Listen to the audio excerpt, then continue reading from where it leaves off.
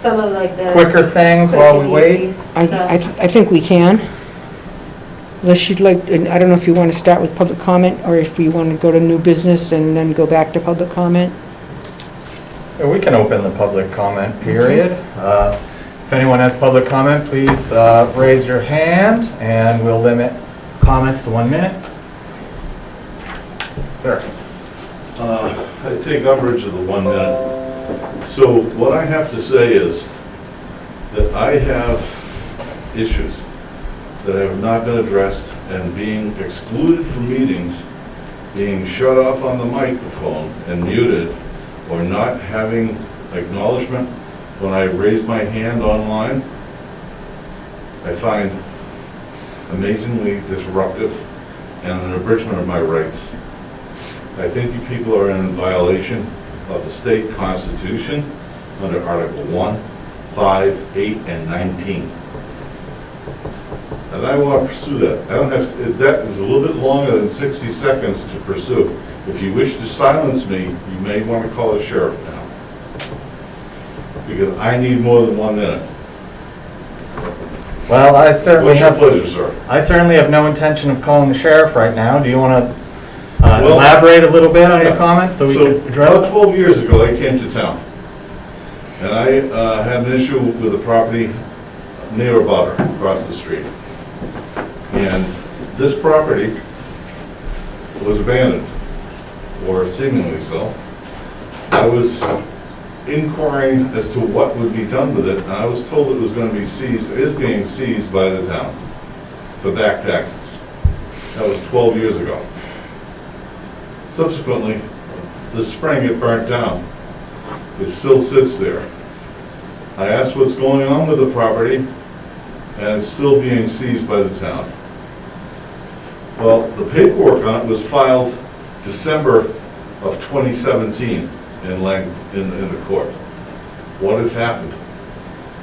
What happened now? What's the next story that I hear? Because that's what when I say I've had rights taken away, they're in that process. That was where the rights started to be taken away. Many things have happened. Many stories have been told. And I want redress. Okay. I want to know what's going on. Well, I have no knowledge of the property in question. Well, I live at 971 West Street. Mhm. You know that property? That's your place? This is the place you're speaking of, 971 No, West that's Street? where I live. Mhm. Across the street diagonally. The one that burnt down. Are you aware of the place that burnt down? Yep. Okay, that's the one I'm speaking of. Okay. So what's happening? I don't know anything about that property. Jessica, do you know anything about what's going on with that property? Yes. Yeah, so it burned down back in the spring, Mhm. as Mr. Anders stated. And as he also stated, it's been in the process of being taken over by the town, but with COVID, everything really stopped. I'm sorry. So that's where. I'm sorry. I COVID, if I hear it, I'm gonna vomit, okay? I'm over the top with COVID. 12 years, we have not had COVID here for 12 years. What is going on? The town is failing. When we talked the other day, and then you said, you give me two things, and I did, right? You didn't commit to them, but you said you did, I did. I assumed it was gonna be on the meeting, but then it's still not put on the agenda. And I was informed that it was not on the agenda because you didn't know why I wanted to be here. After we talked for, I don't know how many minutes, 15, Mr. 20 Anders, minutes, you had no idea. Mr. Anders, You had no idea what we had said? No, Mr. Anders, you have to understand, I personally do not set the agenda, the chair does. I believe, You have a voice and you have a mind, so you could bring that to I the do, chair. I do Yes. indeed. So did you bring that to the chair? I did not. So I feel, I'm getting run over here, and I'm not liking it. I'm not liking it at all. Under open meeting, the tenor of that conversation is that the citizens, so not to be put out when the COVID was going on, there was these new rules put in place. But the underlying tenor of the conversation from the governor was that the rights be maintained. Limiting it to 1 minute seems arbitrary and capricious at the very least, all right? And also is an umbrage. It flies in the face of it. He said, I pay taxes here. And then you hang up on me when I call in? Did I hang up on you? No, someone else did. Oh, Okay, and then when I'm online, when I'm trying to address it online, then they don't acknowledge that I raised my hand. So ostensibly, I'm silenced. And then by not putting you on the agenda, you're doing the same thing. That's unacceptable. That's totally unacceptable. as I told you, as we discussed, that there were several, I mean, you laid, I think we spent about a half hour together where you. That seems reasonable. Where you, talked similarly about your concerns. And I understand the frustration of 12 years of certain things not happening for you. I do.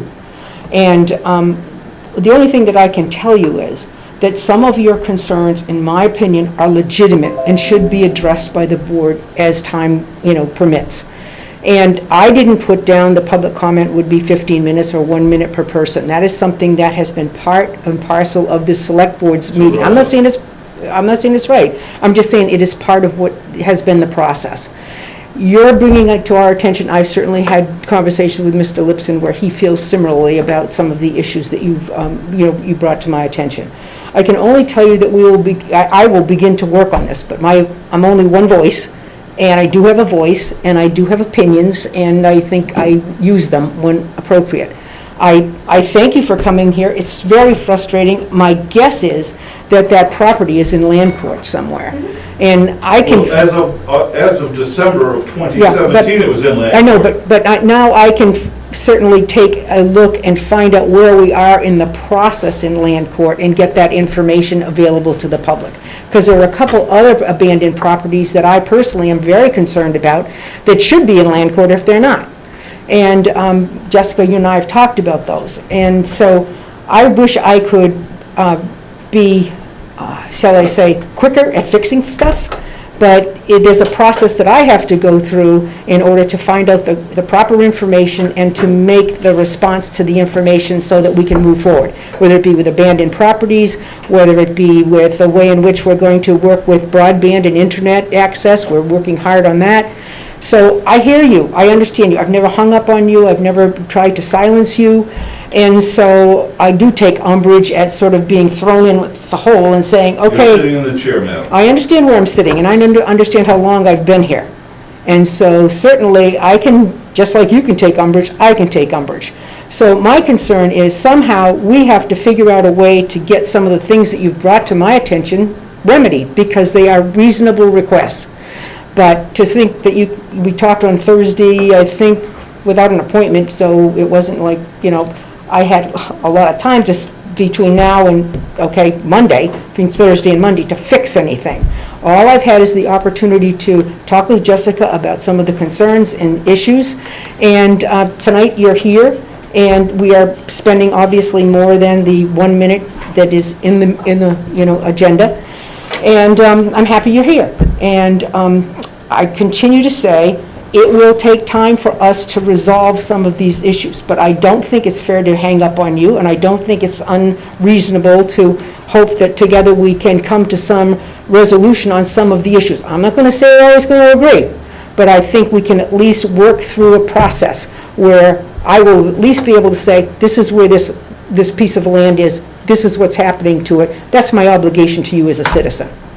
Okay, but, so I want something more than just an illusory kind of understanding. By when will you get back to me about that property? How much time do you need to research in land court to figure out what happened, where the ball was dropped, and then come back to me? Well, I would say 2 weeks. Just 2 because. weeks? You're not on the top of my list. There are other things in this community that need to be addressed that take some of my time away from your issues. Whether or not I know this is frustrating for you, but I need time to talk with the attorney that's representing the town, what's happening in land court, what the possible sequence of events will be before that property is actually in the hands of the town. and can be, like you say, you want the junk off of it, and you want, I get it, you want it cleaned up. Corrective nuisance, if someone abs- hasn't been hurt there, they will shortly. Absolutely agree with you. And who's gonna pay?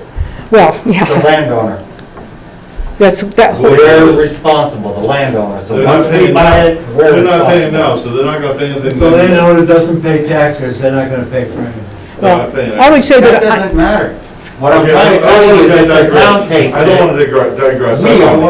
wanna stay on topic. Thank you for your assistance. All right, There's many other things that I brought to your attention. you did. Okay.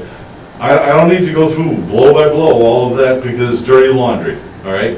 You know, I understand that the board, you know, when I was not on the agenda, my first thought was, well, you don't want me to voice all those things in public so that the dirty, you know, I'm happy to have you- laundry's on the line. I'm happy to have you talk You know, but, you know, about these truthfully, issues.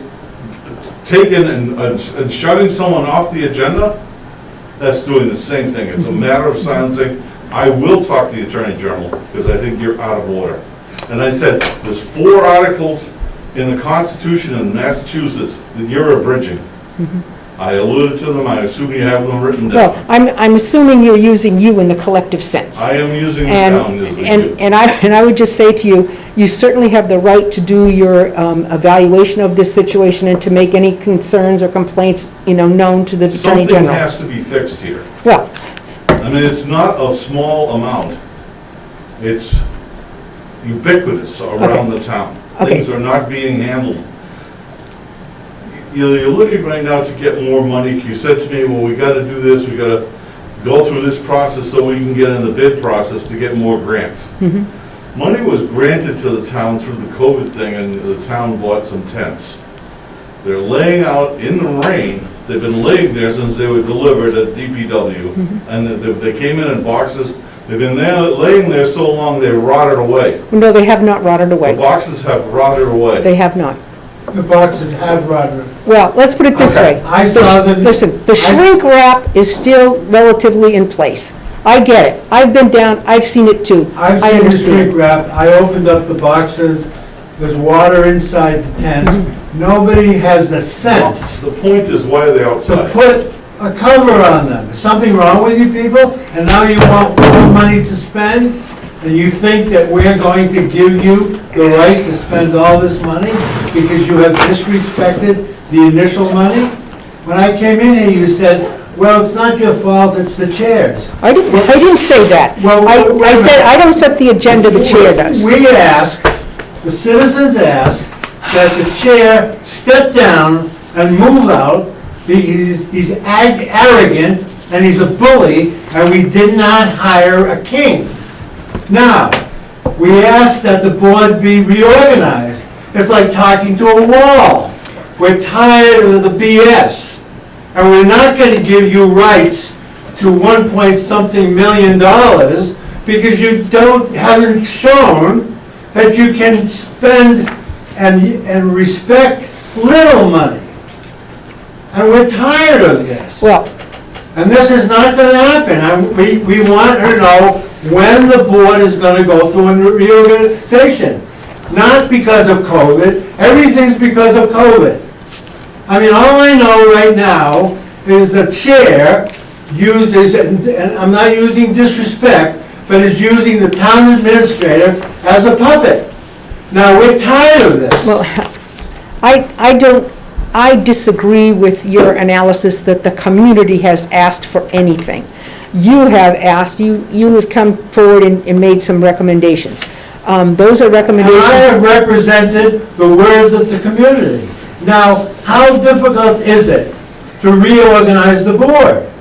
I don't see it any difficult, and then you'll tell me that you didn't make the rule about having a minute. You didn't make this rule, you didn't make this, you blame it on the chair. I didn't So blame- let's get rid of the chair.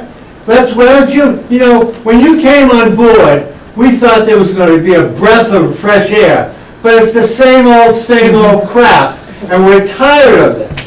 And when I get home, there's gonna be an enormous amount of phone calls to me, and at the post office, there's gonna be letters from me telling me that why have I been quiet so long? We're tired of this. We want changes, we want a reorganized board, We don't want 1 minute to speak. When Neil Anders or when Mr. Smith calls the board and says, Sandy, I would like to be on the agenda, we don't want to be told, well, we're not ready, we can't do it, or we don't want to be disregarded. Because that's what's happening. We are regularly disregarded, we're tired of it, and we want change. And we're not going to let you spend $1.6 or $7 million on new fiber optics without a fight, because you have demonstrated you cannot spend little money and respect it. You ought to go down to the DPW and look at the boxes. I have been there. And there's water, the shrink wrap is a slender area on the boxes. The boxes are filled with water. Jessica knew, you knew, O'Sullivan knew, Matt Urban knew, many people knew. The fire chief knew. Everybody throws their hand up and doesn't know what to do with it. How difficult would it have been to say, we have to keep these things dry. Where are we going to put them? So you just left them outside for months and months and months and months, and you tell me they're not deteriorating inside? Have you opened them? Well, Done? there's more than myself frustrated, Hey. I can hear.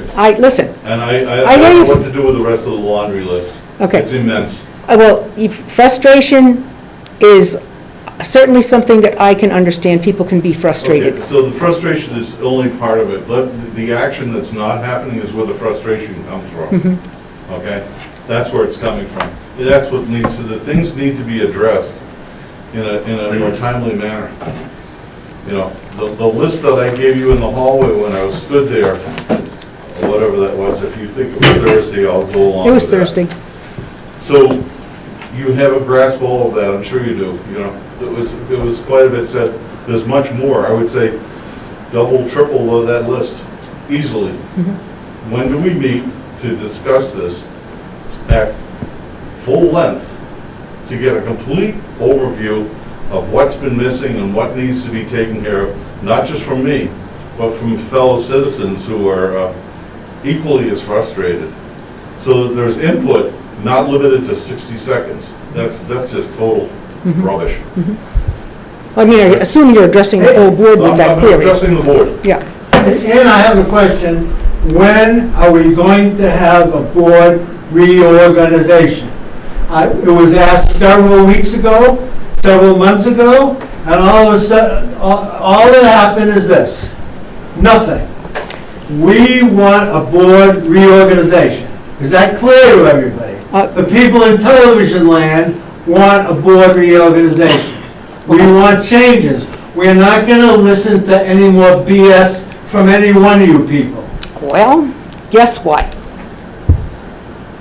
The board has reorganized as it does its official capacity after the new board member was elected, and that was, I believe, sometime in April. The board has been reorganized. When one looks at what was, with Mr. Urban making a change in what he was going to do with his career, and Marshall coming on, and the board was reorganized. And obviously, that has been done. I hear your concerns. We still only have a minute to speak. I've never heard of that in my entire life.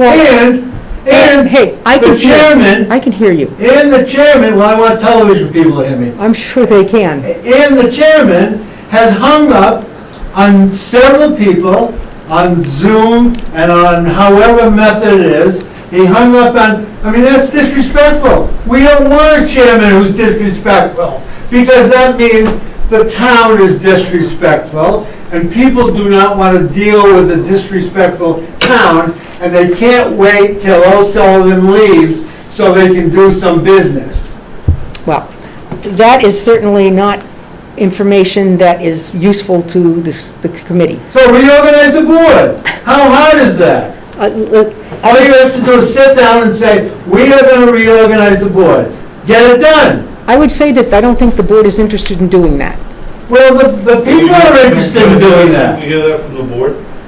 You're just Absolutely. one voice. I'll let you. Thank you for finally saying I am only one voice. I'd like to, since. Dylan, where are we? Ready to move on? Yeah, I think we're No, we're not ready to move on. Thank you for your public comment, gentlemen, once again. No, we're not ready to move on. I'm done with public comment, we're gonna move on with our meeting. No, we're not gonna move on. I gotta listen to you, I've listened to you, I've listened to you guys long I think you enough. should call the police. I have listened to you Just long like you've enough. done for me. This meeting is here for us to conduct town business. We are not- We will conduct the business in the town, and as a public, you have the right to view that, and you have the right to This is town attend. business. You actually have no obligation by this board to listen to anything the public. We choose to because we want public input on our agenda items in the business we conduct on behalf of the town. If you gentlemen want to have a volume contest, I'll guarantee I can win it. I got I'll it. do all I can. We've had enough of the I conversation. think you should call the This- police and we. This meeting is going to conduct on our agenda items now. You've had already 20 minutes. We're way past public comment period.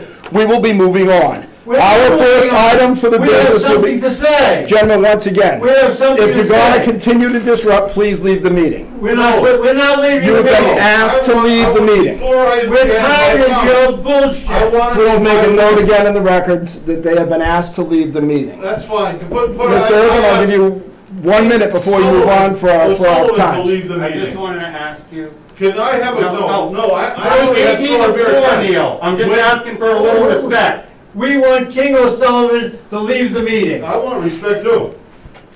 Okay, so I read- before I move on, No, Mr. Anders, you are done with your allotted time. No, you're not done. Mr. Urban has the floor for a a lot minute. of time. Mr. Urban has the floor. Give him the respect of the floor. He's listened to you for 20 minutes. Mr. Chairman, the only point I wanted to make was that we understand the concerns, the limitations of time, we get it. But you have a room full of other people here for other agendas, and your unwillingness to move on, after making your point, we get it.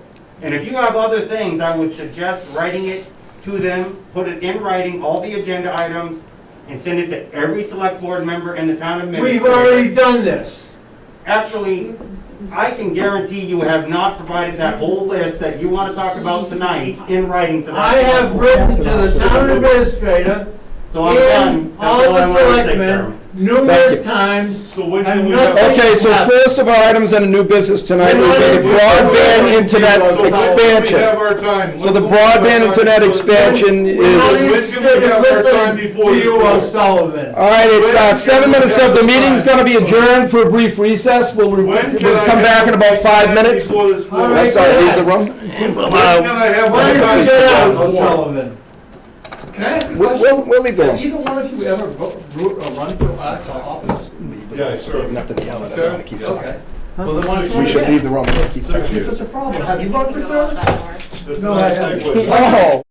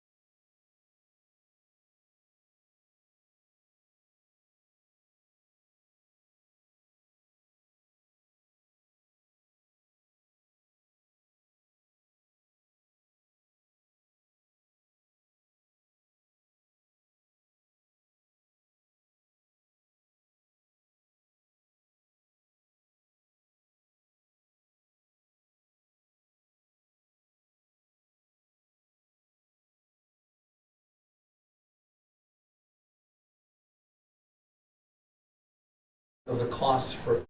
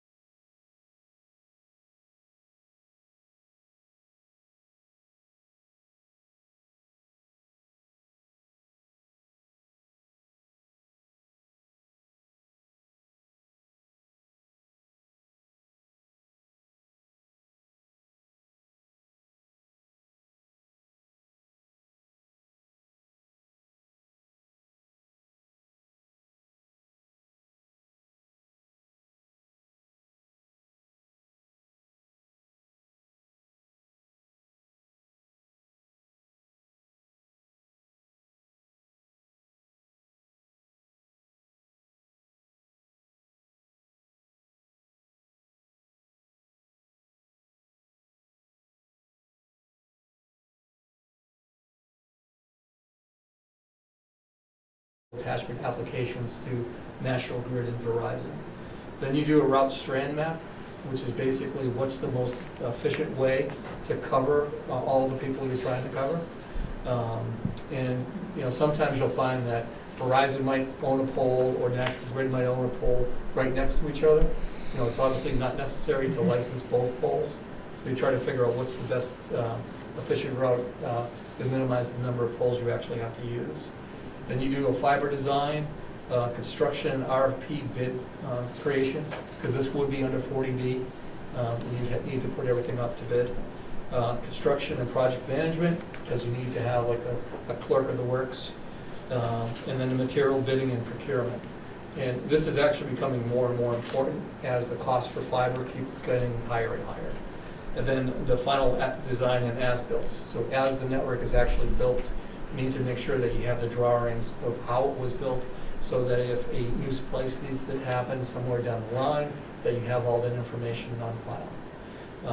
I gave you pricing for each and every one of those things, so if you wanted to do your own little budget, you can try to figure out, and I did it on a per foot and per mile.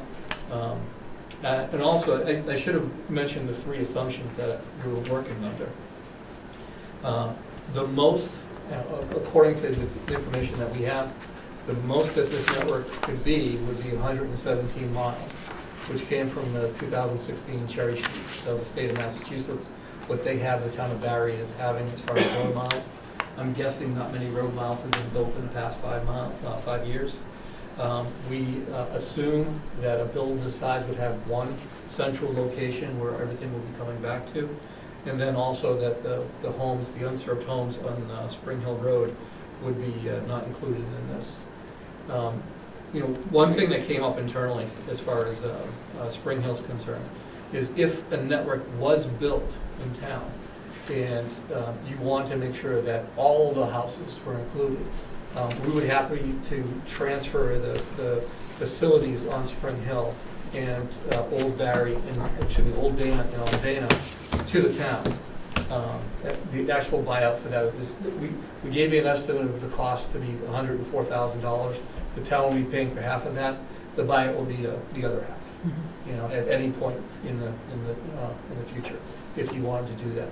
The only caveat that we would have is we would need to do the splicing just to make sure that any of our facilities aren't damaged. And that's basically the proposal. All right. obviously, before we can do anything with going out for this, we'd have to bid it out. You know, the only group we could use would be, without going out to bid, would be CMRPC, because they're already authorized by the state, so before Well, we. actually, the individual towns have the ability to have their own engineers. Sterling did not go out to bid. They relied upon, you know, the people that they have in place to do their due diligence to try to find the best engineering firm that they could find. And also the town of Shrewsbury did the same. Right, I don't think we have this type of engineer on our, Well, he means we can go and find an engineering firm. Yeah, you can. right, but the same thing, we'd have to go out for proposals for that, and let that engineering No, I firm guess give he's us saying their that you quotes. don't- you Just don't- like you don't have to go out to bid for your town attorney, you decide upon who you want your attorney to be, and you also don't Yeah. have to go out to bid on, for your accountant. Yeah. Engineer falls Yeah. under the same umbrella. So we could do that. Right. Okay. So the things that you would be spending the public money on outside of any engineering, those would be subject to 30B. Right. And we're well versed in making sure Yeah. that the bid packages go out and meet all the state requirements. Okay. And we can provide you, documents from Celco to, show that, because we've been putting out their stuff in packets of, I forget how many homes per mile, but, we were able to show you that. Okay. Well, this gives us a good handle on Yeah. what the feasibility study would Yeah. cost. Yeah. We can check if anyone gives us a pricing on it, but I Yeah, mean, absolutely. it's limited people that are gonna have the knowledge of, your side is more with the equipment, exactly what's going and what you need to do. Other, like I said, reference CMRPC, they're very familiar with the town and the area, so they may.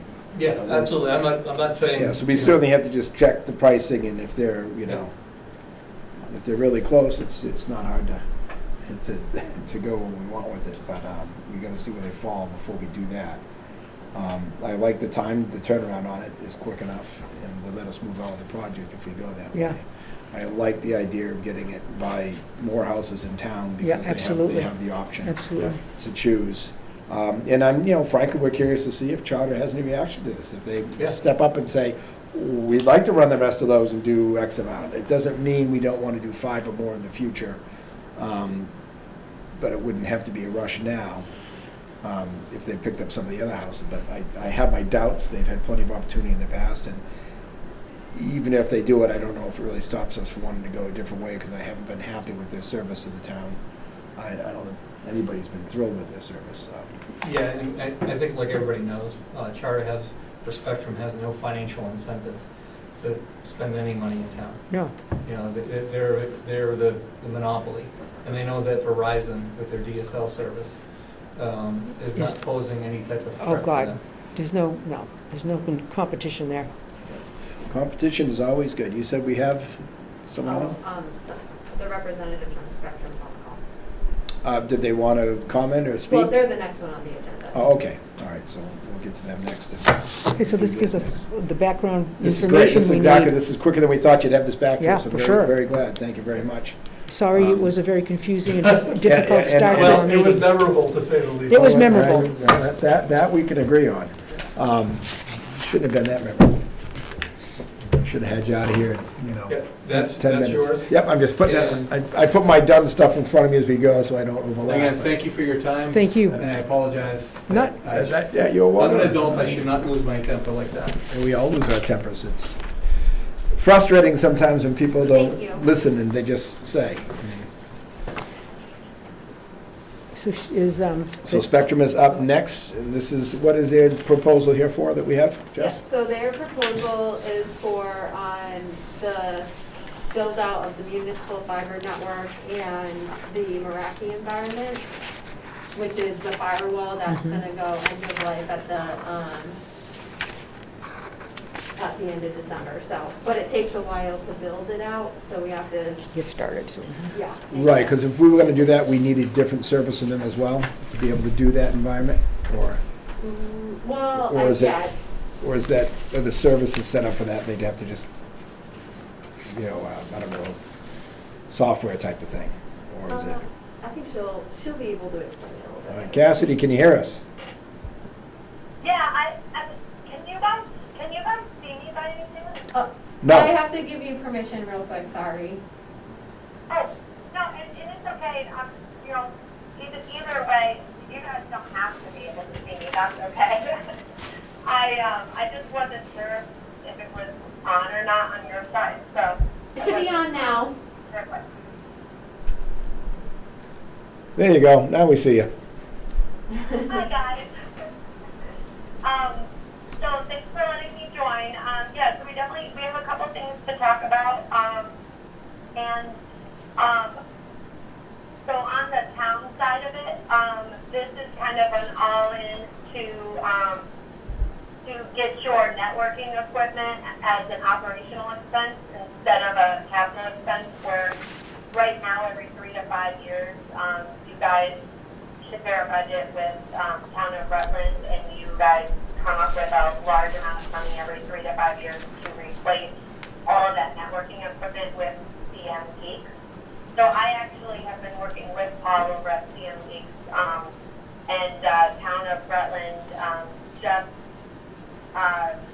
at their last select board meeting made the decision to go over to the operational expense, and we essentially did the exact same design that we're proposing to you guys as well.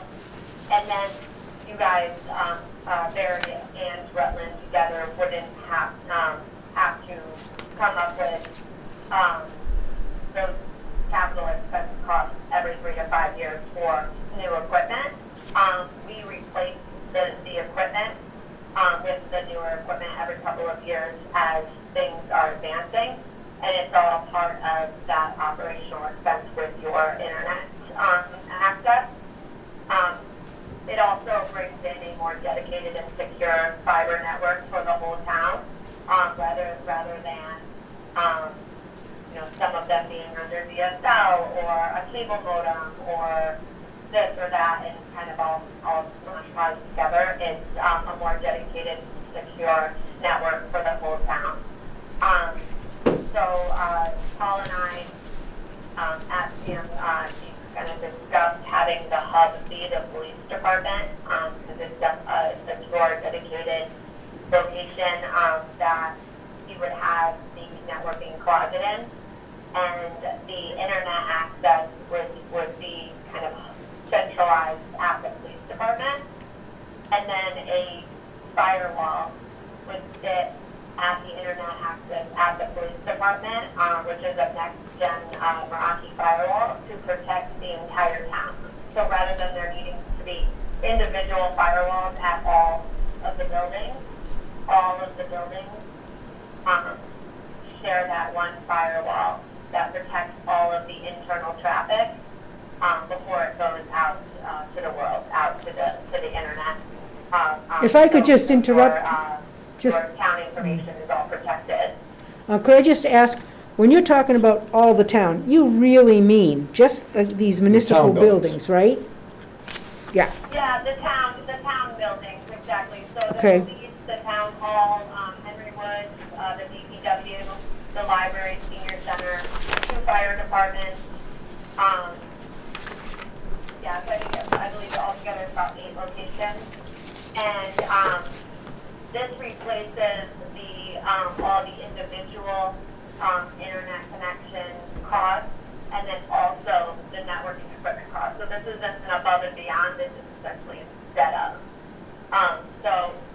It is for the contract term of 36 months with this specific proposal. It is fully funded. You are able to fund it through the American Rescue Plan Act. It's one of the pieces that were put out with that initiative to to get towns, counties, municipalities, their infrastructure updated to be more secure for the town. So it increases necessary investments in water, broadband infrastructure, updating security, IT modernization, so it fits in those bubbles for the American Rescue Plan Act.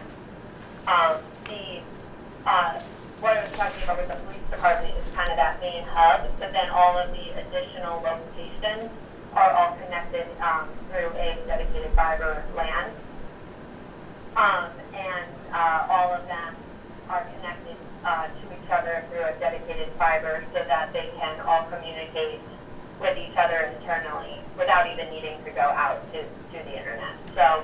just creates a very dedicated, secure network for all the municipal buildings. Is there a reason why you don't include school buildings? So I specifically did not include for both Rutland and Barre the school buildings because they go through E-rate. So they get their dedicated fiber through the USAC program, so they get their percentage of reimbursement through E-rate.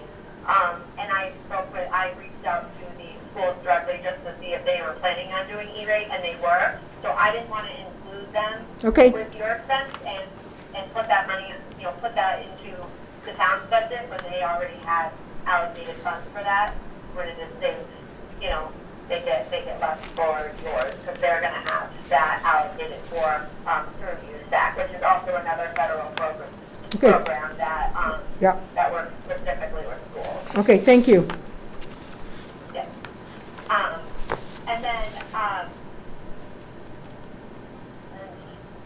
side note, which Jessica and I were also talking about the residential side of things, and she did provide me an address in Excel of locations that don't currently have internet access. Our government affairs department that works with franchise agreements and different things for towns and municipalities went out, did a full walkthrough, and the 68 locations that were on that list, plus they found actually a couple others that were in the town limits, so altogether it ended up being just under 80 unserviceable locations, and then we can always build off of it. They got the total costing. I don't have a proposal for that because the total costing is not going to be what you guys, what goes to you, because they are actually working on internally how much of that will cover, because usually we cover at least 50% and a lot of times more, and they're trying to factor that all in. And I did get her in touch with our government affairs director, who is going to meet with you on that. But this portion of it, and that town portion are all are two projects. They are separate, but there are two projects that we're looking into right now for you guys. And the costings, everything is initially the initial construction to run the fiber, all of the equipment that's getting installed and implemented for the routers and switches and the firewall, and all of the equipment. None of that is upfront. There's no installation charges, construction fees. Nothing. We are covering the cost of getting everything. All of the initial expenses. They wouldn't pay anything for that initial CapEx, that initial upfront charge, and it would just be a monthly over the 36 months. That again is fully covered by the ARPA. What's your time frame for getting us very specific cost information about servicing all of our community properties that you talk about, the 80 that don't have access? So I did get the total cost, and then and I was told that I'm allowed to share it, but I don't want to sticker shock yet. It's about $160,000 in regards to the total cost of labor, equipment, all of that to run for I think it was 77 total locations on Sheldon and Grander and Coal Place and Walnut Hill and all the different residential streets that are not currently connected. And then that portion, they are working on what we are going to be able to contribute, what we are going to cover ourselves. And then we'll get you an official proposal of the cost to vary if you wanted to do that. But they've already done the full walkout. The team actually spent 3 days. They did a full drive-through of all of the locations, and that's when they found a few more more that weren't serviced right now, and they have it all on, you know, a fun spreadsheet and all that fun stuff, and forms and files, and they're putting that all together, right now for the residential connectivities. But Jessica and I talked, and we wanted to get in front of you really as soon as possible, because of the current networking equipment that's going end of life. If you don't do this, which, you know, obviously, you know, whatever you guys end up deciding on, if you don't do this, you have to do something by the beginning of December, because all of your networking equipment is going end of life. And especially, I hate to use COVID, and I hate to say COVID, especially after the beginning of this meeting. But This is there's a lot of equipment related on getting equipment. So a lot of, if you're ordering stuff, we have a lot of our stuff in-house. But if you are going to be doing capital expense and just buying your equipment outright, if that's what you choose, instead of doing this, you're gonna want to make a decision one way or the other relatively quickly, or else your networking equipment is just going to stop working in December. So that's one of the reasons why Dan, Keith, and myself, you know, quickly put the design together and got in front of both Rutland and you guys, and we have everything moving forward with project managers for Rutland, because the equipment's going to stop working in December. So we got to get it implemented and in place by December, so your firewall and your routers and access points and all of that is up and running, and you know, you can get online and be secure. Thank you. All right. You guys have any questions beyond that? No. Jessica, you have any questions on it? You happy? You understand? Yeah, We no, got what we need? I don't have any questions. I just, as Cassidy has mentioned, it's just important that, like, we can use ARPA money for this entire project. We can either do the 147 at once, or we can split it up into monthly, however we want to pay for it. But I think it's the most important message that we walk away from here is that Meraki environment, you know, if that goes end of life, we will be subjected to like cyber terrorism, and just people could hold us for ransom, and just we expose us to a whole world of dangers. So I really strongly advise that the select board move forward with this project because of the implications that it could pose to us. Are you recommending that we go with Spectrum and not pursue other opportunities for this?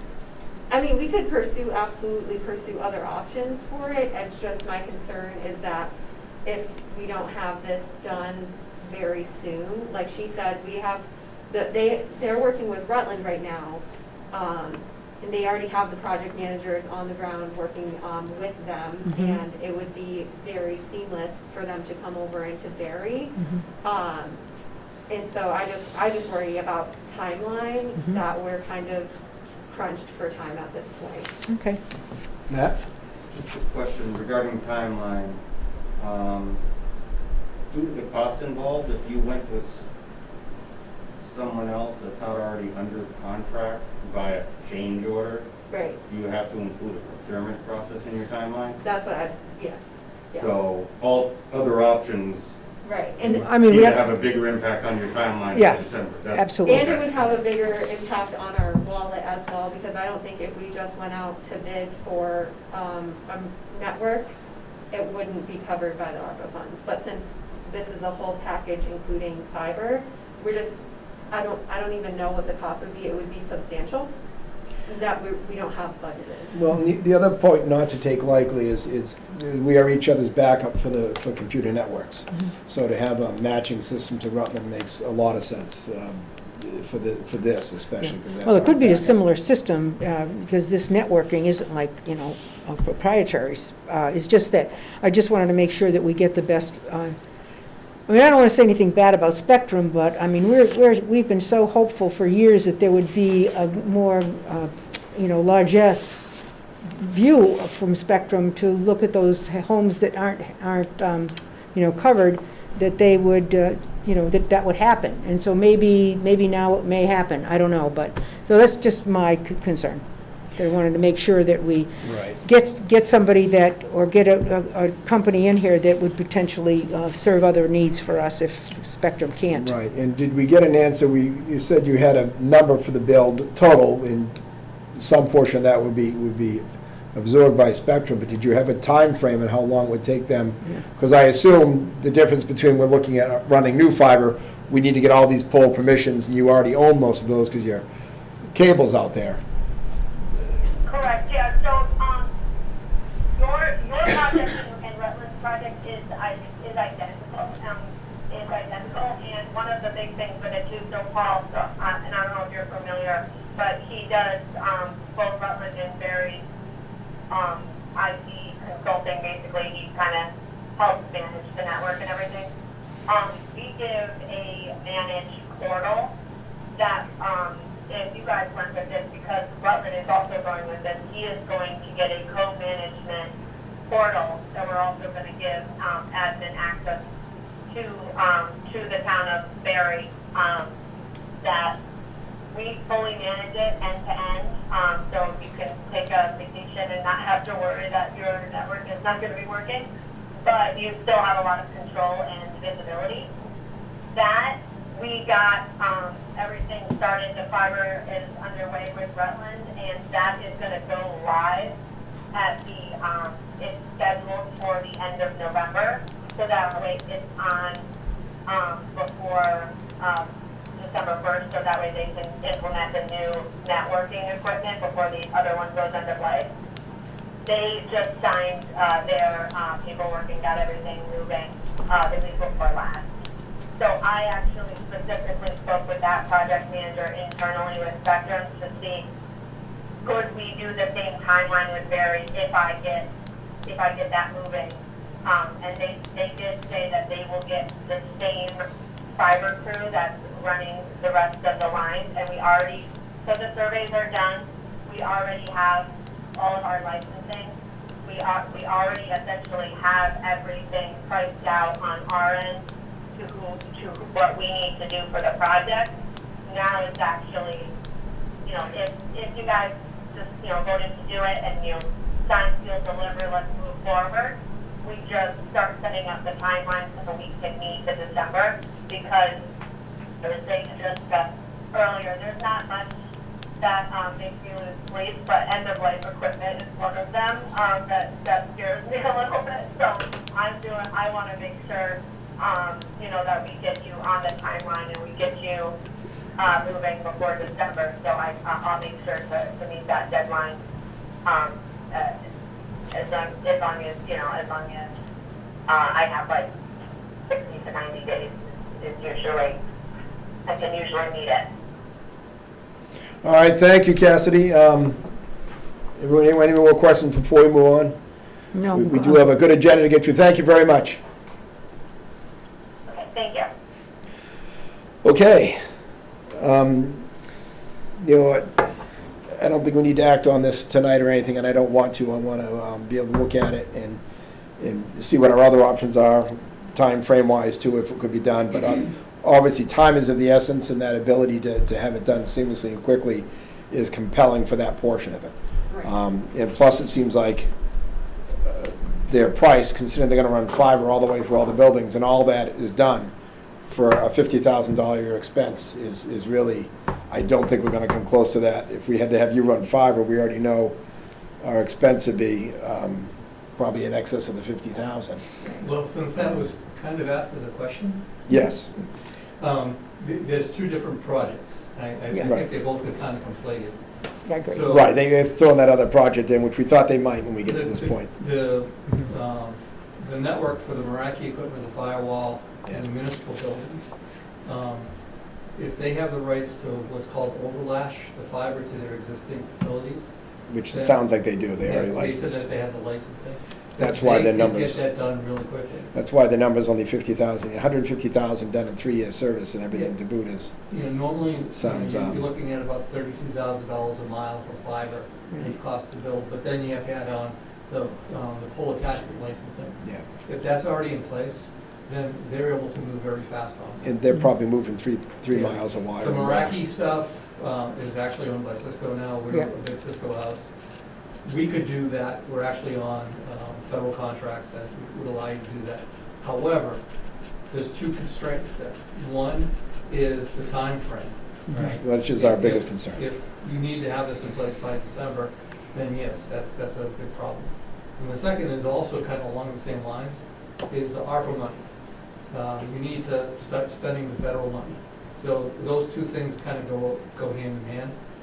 Now, as far as the unserved locations, there's absolutely no way that they have the licenses to reach those places. Because if they had facilities on those poles, those people would not be unserved. There's no facilities on Loring Hill.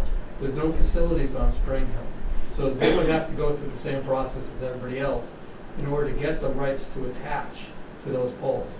So it's two different things. Well, we may find that they already have the licenses to all poles in town per agreement with, I don't know, but I'm saying, when they've done virtually the whole town, they may very well have licensed everything already and they pay the fee and have it. I'll but- tell you no, and the reason for that is both National Grid and Verizon charge a per pole rental fee of about $14 per year.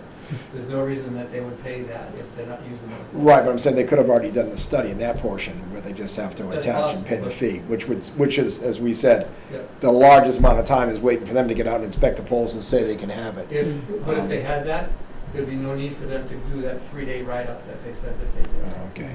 Yeah, true. Well, I'm guessing their ride-out they did was just to get an idea of, on their own end, On their own, they just started counting poles and say, well, How many- what's the how many- distance, how many poles? how many poles, how much wire, how much stuff, right? That's it, yeah. But I'm saying they probably already have the consent, as we talked about the poll study that you have to do that takes so long from National Grid. My guess would be they have that approval to attach to those poles already. For the municipal buildings. Right, well, and they may also have it for those build-outs, they may already own that right and paid that fee, they just haven't done it. I'd be high as And well. we tried to get them to do it, and the numbers they threw us before were, 5-6 times what they just Yeah. said tonight. Oh, yeah. So that's good, but that still doesn't stop us from pursuing the cost to get fiber Yeah. to the other places in town and start to bring fiber through to give options to the town. So Right, yeah. that discussion is Definitely. very much alive. Yeah. Competition for services for the citizens, I think, is a good thing.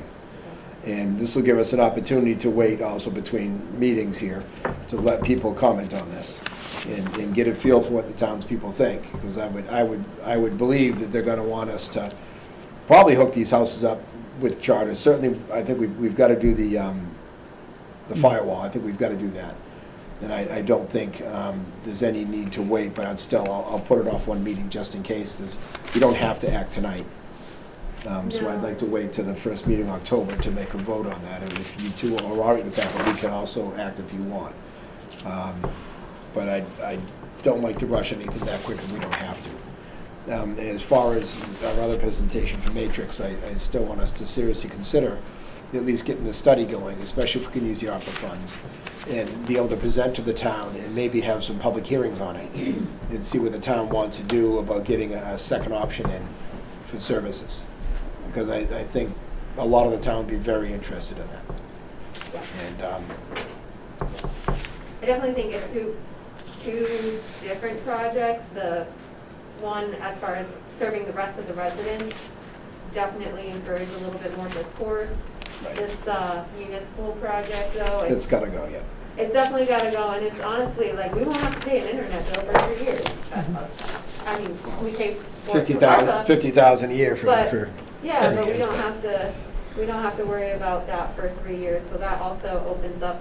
Right, it was Some money 4,000 and elsewhere. change a month. I mean, it's an absorbable and easy enough monthly expense for the town. And Right, and it also, it's gonna look like an increase, but it's not a huge capital expense, it's built into an ongoing cost.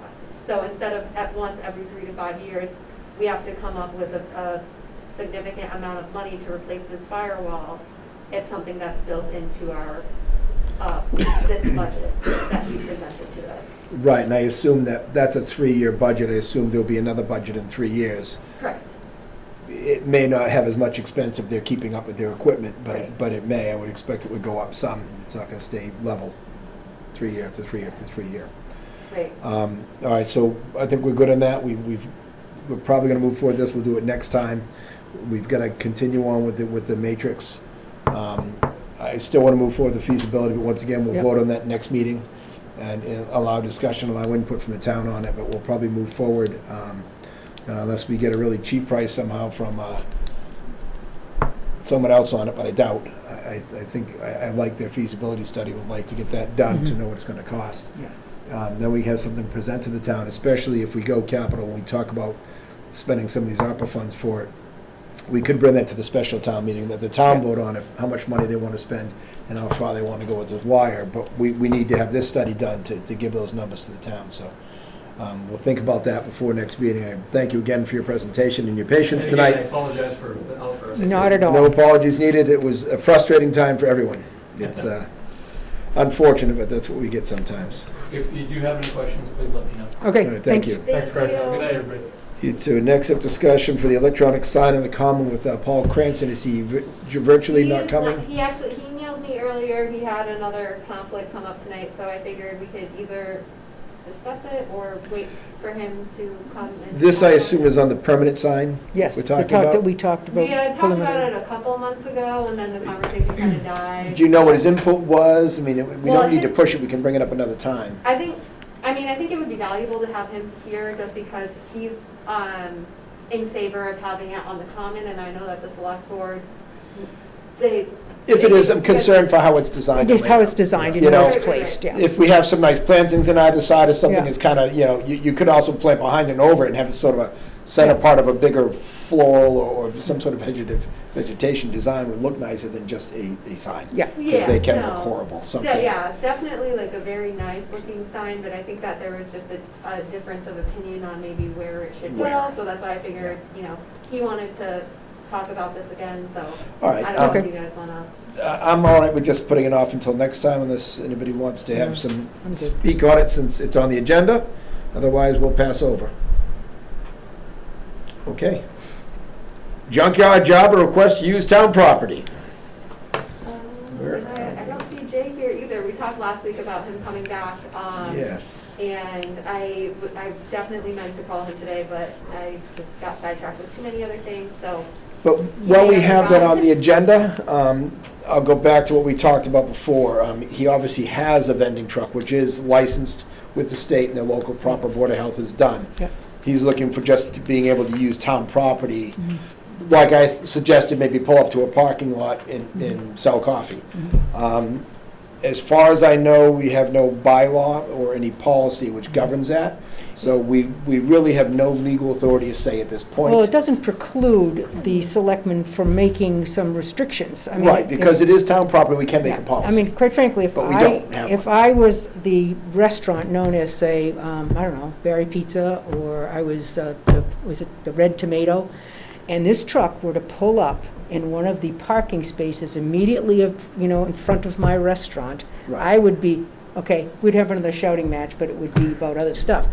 I would be really concerned about that we would, in some ways, and Jay's a very good guy, and we could probably chat with him and say, look, you can't pull up in front of the restaurant. You can't go down to J&J's parking lot and start selling breakfast food when that's part of their livelihood. I mean, I think another one of the restaurants up in the center of town is for sale, which is that one that's on the Becky's Bistro is now for sale. Certainly, we've lost the place down there, the Ice House. We lost, and now we have a new place, the Pie House. But imagine if this person thinks, let's go in front of the Pie House and have our food truck. I just think it's inappropriate, and we should make that very clear. That, yeah, I have no problem with pulling up in some parking lot, but if I were Wholesome Foods, I'd say don't pull up in my parking lot, because they sell, food stuffs for breakfast foods and so forth. So when I look at it and I say, if it's one day, that's one thing, but if it's an everyday occurrence, where they're going to have competitive placement, and they don't pay any taxes to the town, and there's these restaurants just barely making it, paying taxes to the community, and we're saying, oh, it doesn't matter, we can put food trucks in front of your establishments. I think we should say to Jay and ultimately put a bylaw in that says you can't do it. I just don't think that competition is fair, and, they're trying to make a living in a very short amount of, let's face it, there's not a lot of profit in selling food, and if they don't have a liquor license, it's really tough. So I would just say, I don't have a problem with it, but Jay, you have to understand, not in any of the parking areas that are, actually where, these other places are trying to do business. Very good. Dylan, would you have anything different to add or comment on that? I'd echo the same sentiment. I support food trucks, and I think people who want to have them, that is a certain business venture on their own, but I agree, there needs to be some restriction, in my point of saying there are none now. Yeah. So, once again, I don't want to get too deep into it and start, because we're already wasting time here tonight, but perhaps, once again, for next meeting, Jay will come in, and we can all try to think about what we might want to propose for initial restrictions until we perhaps put a bylaw proposal out for the town to pass. Maybe we restrict to certain parking lots only where they could use right now. Mm-hmm. I think certainly in front of the bistro by the banks would not be a good choice. But maybe the parking lot by the church, we could limit use to X number of days per month and no many days in a row or something like that, unless he applies for a special permit. Yeah. Or we could say you need to come see us and get a permit from the administrator, and you're gonna pay a $50 fee to be in the parking lot, and you can get up to a 1 or 2 or 3 day permit, and that's it. I mean, there are And give permits a- in other towns. But I'm just saying, Yeah. things that kick out for thought. We can say you can get a permit for it, ultra special permit that's Yeah. gonna be a 3-day license. Yeah. You get it from the administrator, Yeah. and it's gonna be valid for whatever we decide. But those are things we'll talk about next time in more depth. Those are special event things that I have no problem with. Right. That does, if you ended up having 14 food trucks rolling in for the day that they're going to do the 250th, if I were running a restaurant in town, I'd say, huh? Because you're going to come to me and you're going to ask me to support the 250th by giving you a donation, and you guys are competing with my business. That's what I worry about. Right. I don't want to restrict it, to the point where it's absurd, but planning board could probably spend some time with this bylaw, I bet. No? No, we fall in our jurisdiction at all. Okay, good. Business-related, licensing, it's All our problem. Okay.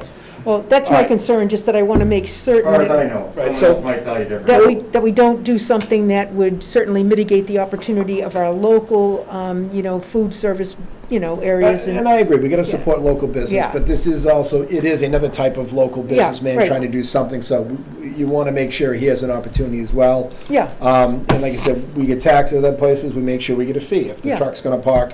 But once again, I don't wanna get any further tonight, Yeah, we'll I talk agree. about that next time, duration, expense, limitations and stuff like that. Okay. All right, 1-day liquor license. I would have reviewed all of those.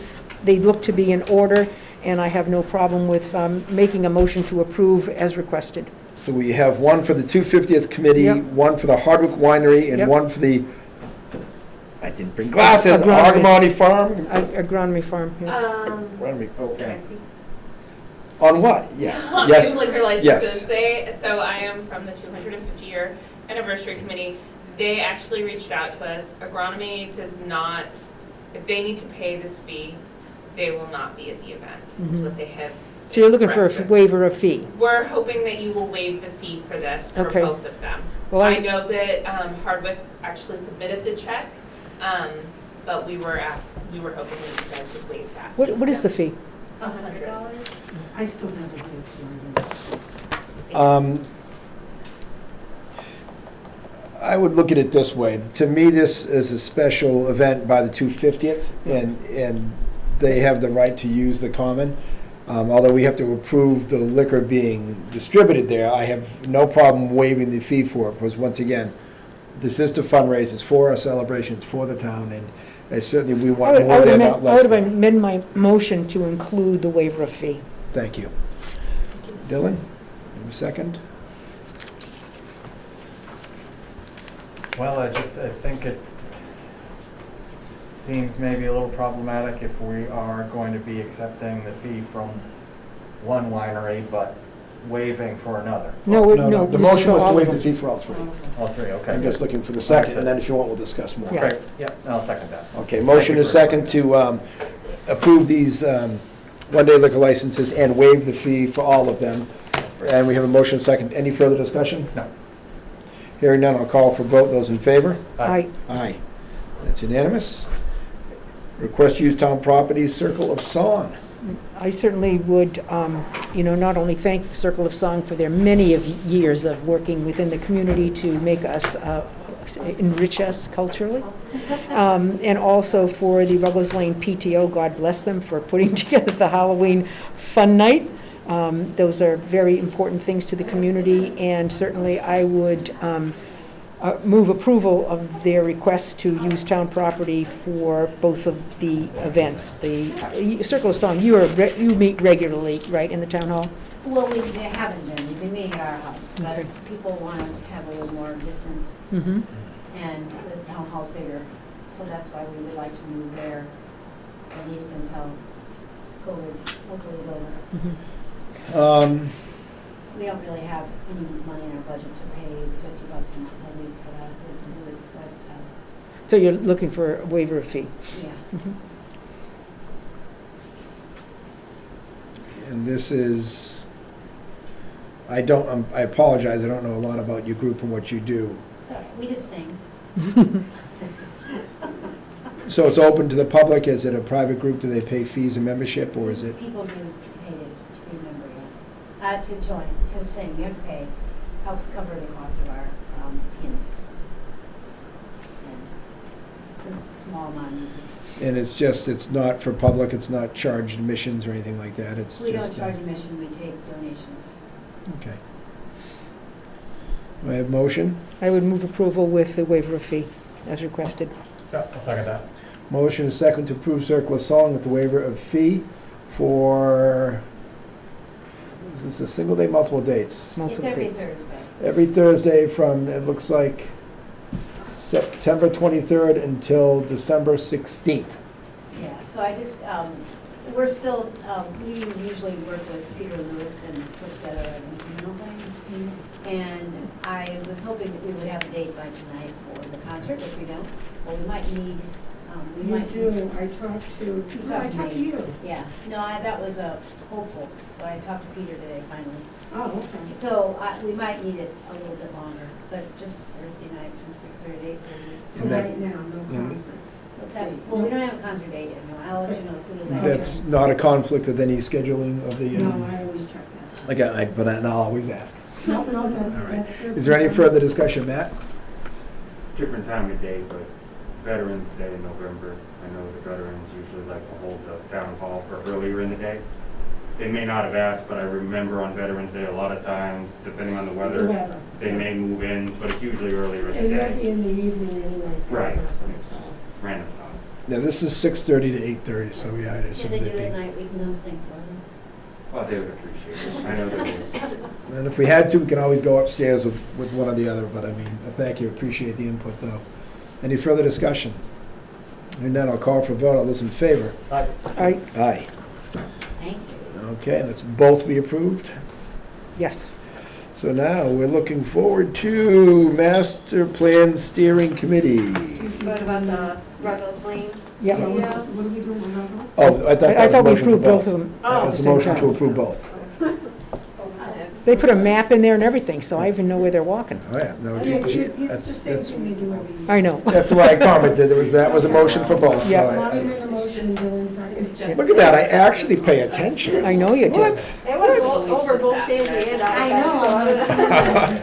Well, I try to keep track of what we're voting on, because I always ask for amending if we need to, and I thought that was good.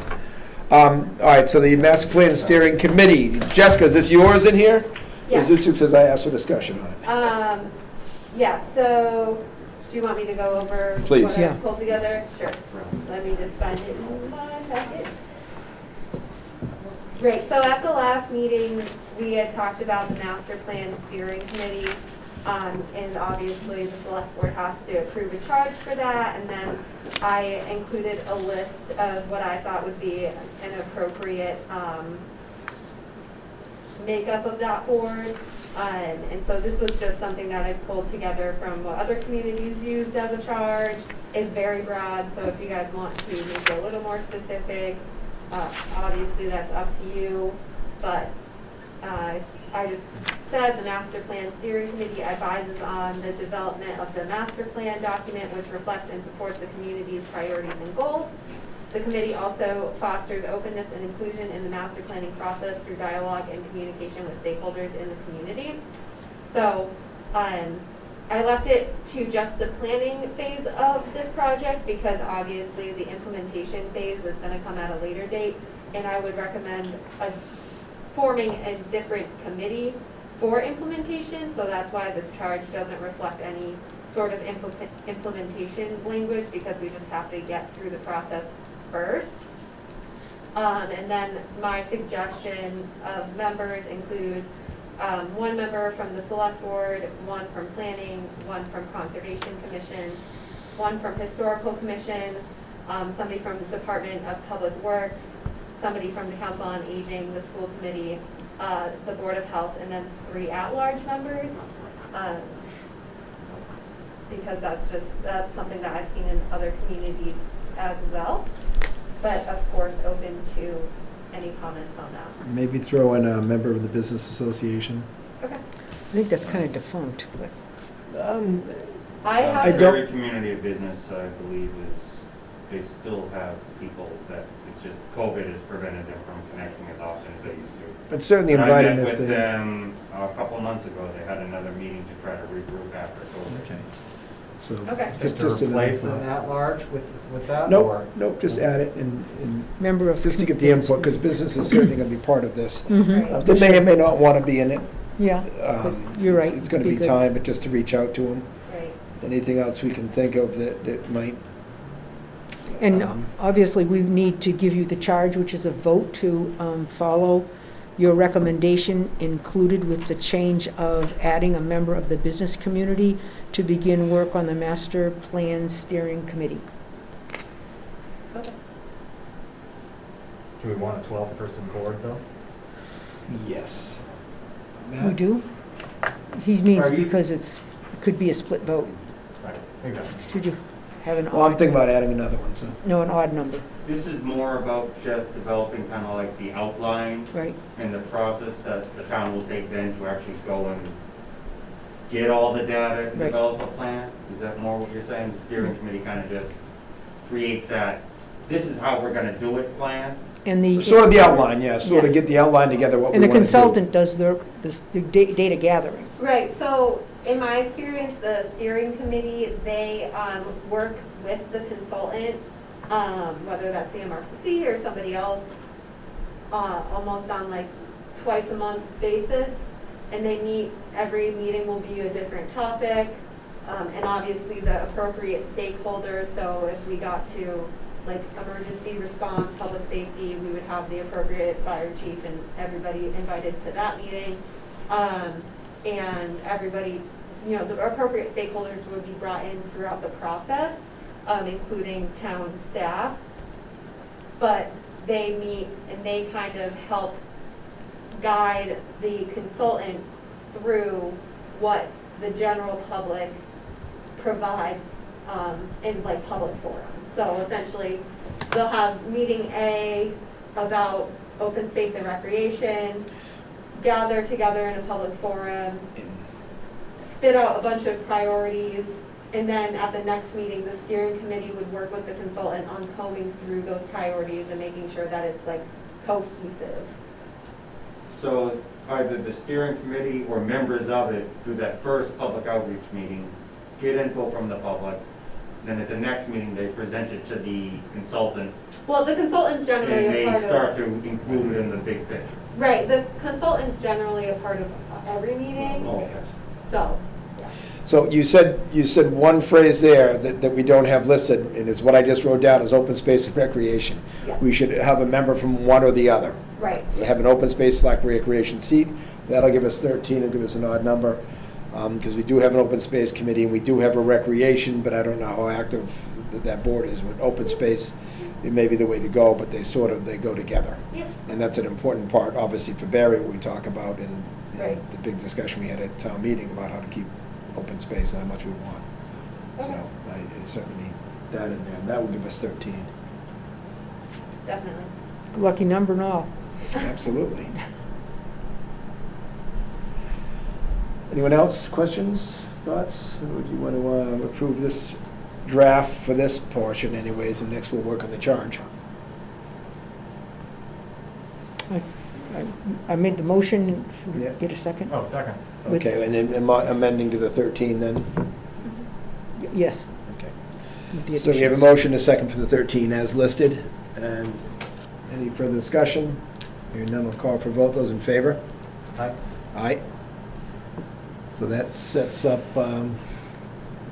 Dr. Marshall, you positive on that vote? Pardon me? Are you favorable? Oh, to that? yes, Okay, I just, but didn't want you to be excluded if you didn't No, want to be. I do, You I'm can- glad you You wouldn't. can omit if you want, but I want to I'm get you. glad you didn't want to Okay, so exclude me. we have the structure of the board, and next meeting we can look into and start working on the charge. Once again, we're already pushing our time tonight. ADA Commission, what do we have there? So, in the open space and recreation plan that we are doing, it's been talked about that we need a self-assessment for ADA. That's a requirement of the, open space and recreation plan. But in that conversation of doing that self-assessment, came up like the broader topic of having an ADA commission. And this ADA commission will allow us, put us in a better position to apply for grants, get proper people trained to know what to look for in the community, and help essentially myself and the select board make decisions on how to fund and make the community more accessible. So I would recommend that the select board consider forming this committee or commission as well, because right now the only person in the town who's responsible for ADA compliance is myself. And while it is a very important mission, it's not one that I can do all by myself. We did take some steps a couple years ago in getting some certifications to make sure the town was in a position to do exactly this. So I certainly, And I think part of the problem why we haven't been able to secure some grants, like the most basic grant that we can get is a grant that will go through with a fine-tooth comb and identify the shortfalls that we have, right. which sets us up, once we have that plan, sets us up for the implementation grants, but if we can't get past this first part of the grant, so I'm hoping that forming this commission will help us be able to move over that hump of getting the plan done. Is this something that, Dylan brought to our attention, having 4 members, is that a problem? 5. It's the chair, the coordinator plus 5. Oh, Plus- okay. Right, so ADA with me as the Okay. coordinator and then 4 Plus members 4. of the Okay. community. Okay, got it. Yep, I thought that, I said, oh, wait. Okay. And Same the issue. majority of whom, so you would need potentially 3 individuals that you would have different abilities. Right. Do you want to, you say should, you didn't say shall, so in case you couldn't get the 3, you'd be happy with the 2? Right. Okay. right. I would move approval as presented. Yeah, I'll second that. Motion is second to approve an ADA commission be established with coordinator and 4 members as proposed. Any further discussion? Hearing none, I'll call for vote. All those in favor? Aye. Aye. Wage authorization for Officer Lisa Westling. Liza? Liza? Yep. Oh, okay.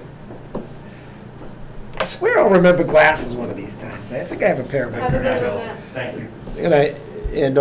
From step 2 patrol officer. So she's obviously step 1, moving to step 2. I was move approval as presented and signed by Deputy Chief Saborin. Second. Motion and a second to approve the pay raise to a step 2 for Officer Westling. Any further discussion? Hearing none, I will call for vote. Those in favor? Aye. Aye. Aye. That is approved.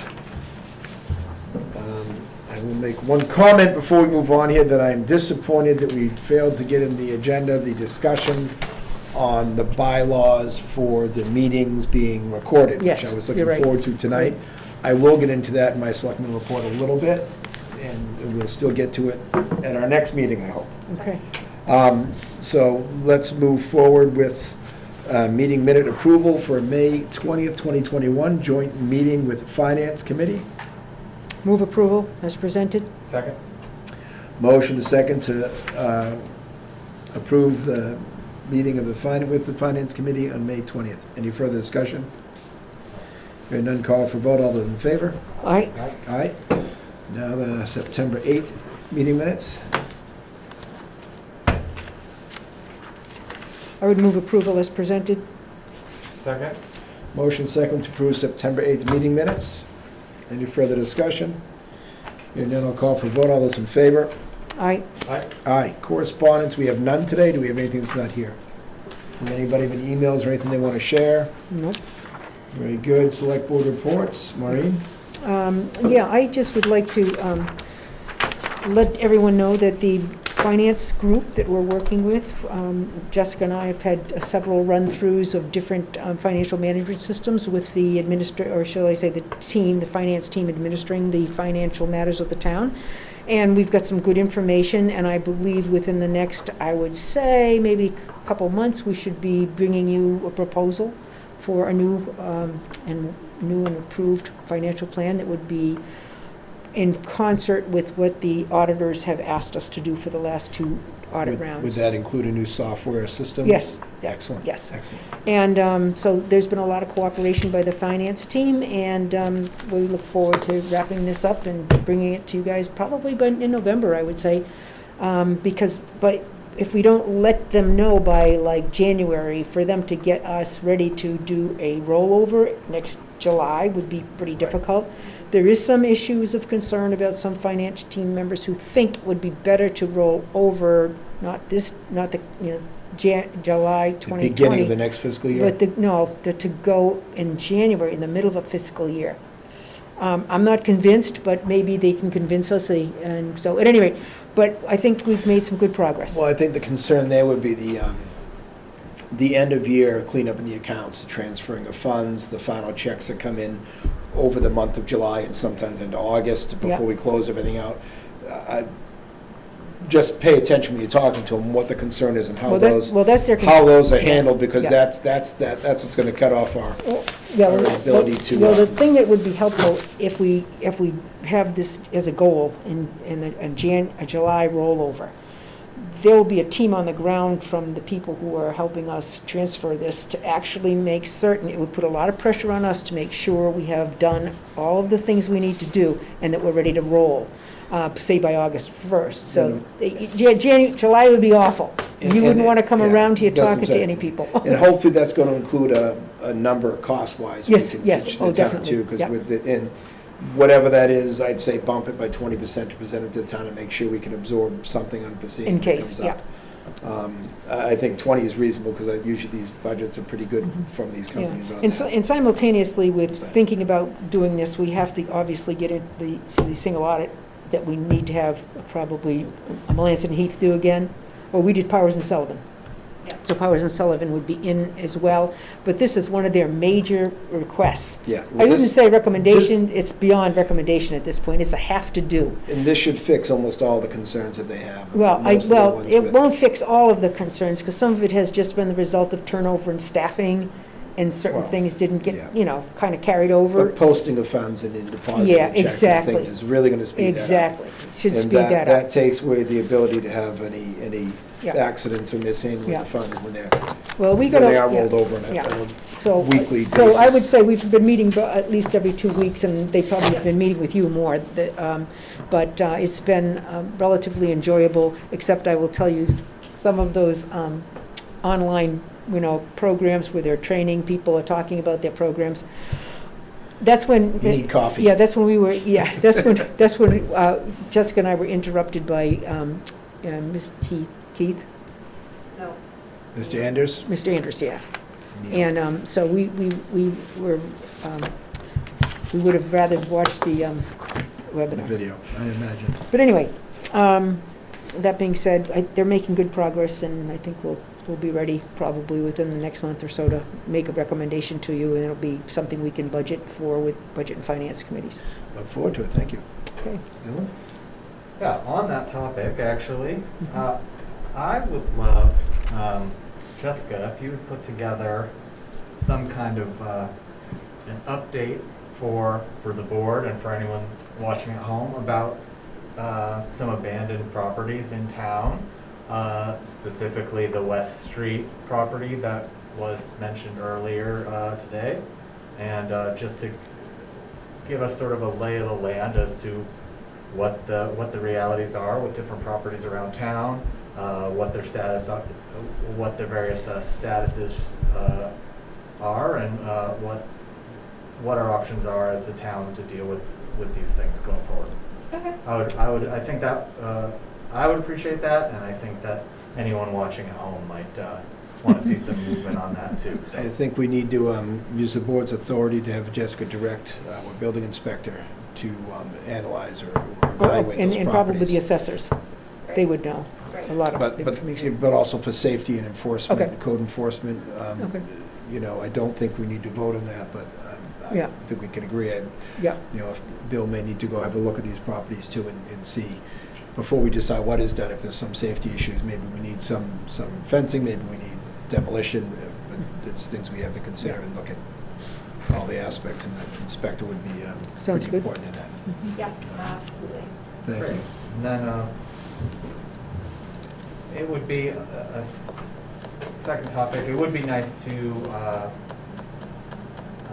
chat. Maybe we could invite him to talk to us at a meeting, Rick Degon, just so we can get straight out of the horse's mouth a little bit more about what we can do with recording meetings and what we have capacity for, or what we might need to invest in to meet our obligations as specified from our town meeting warrant results.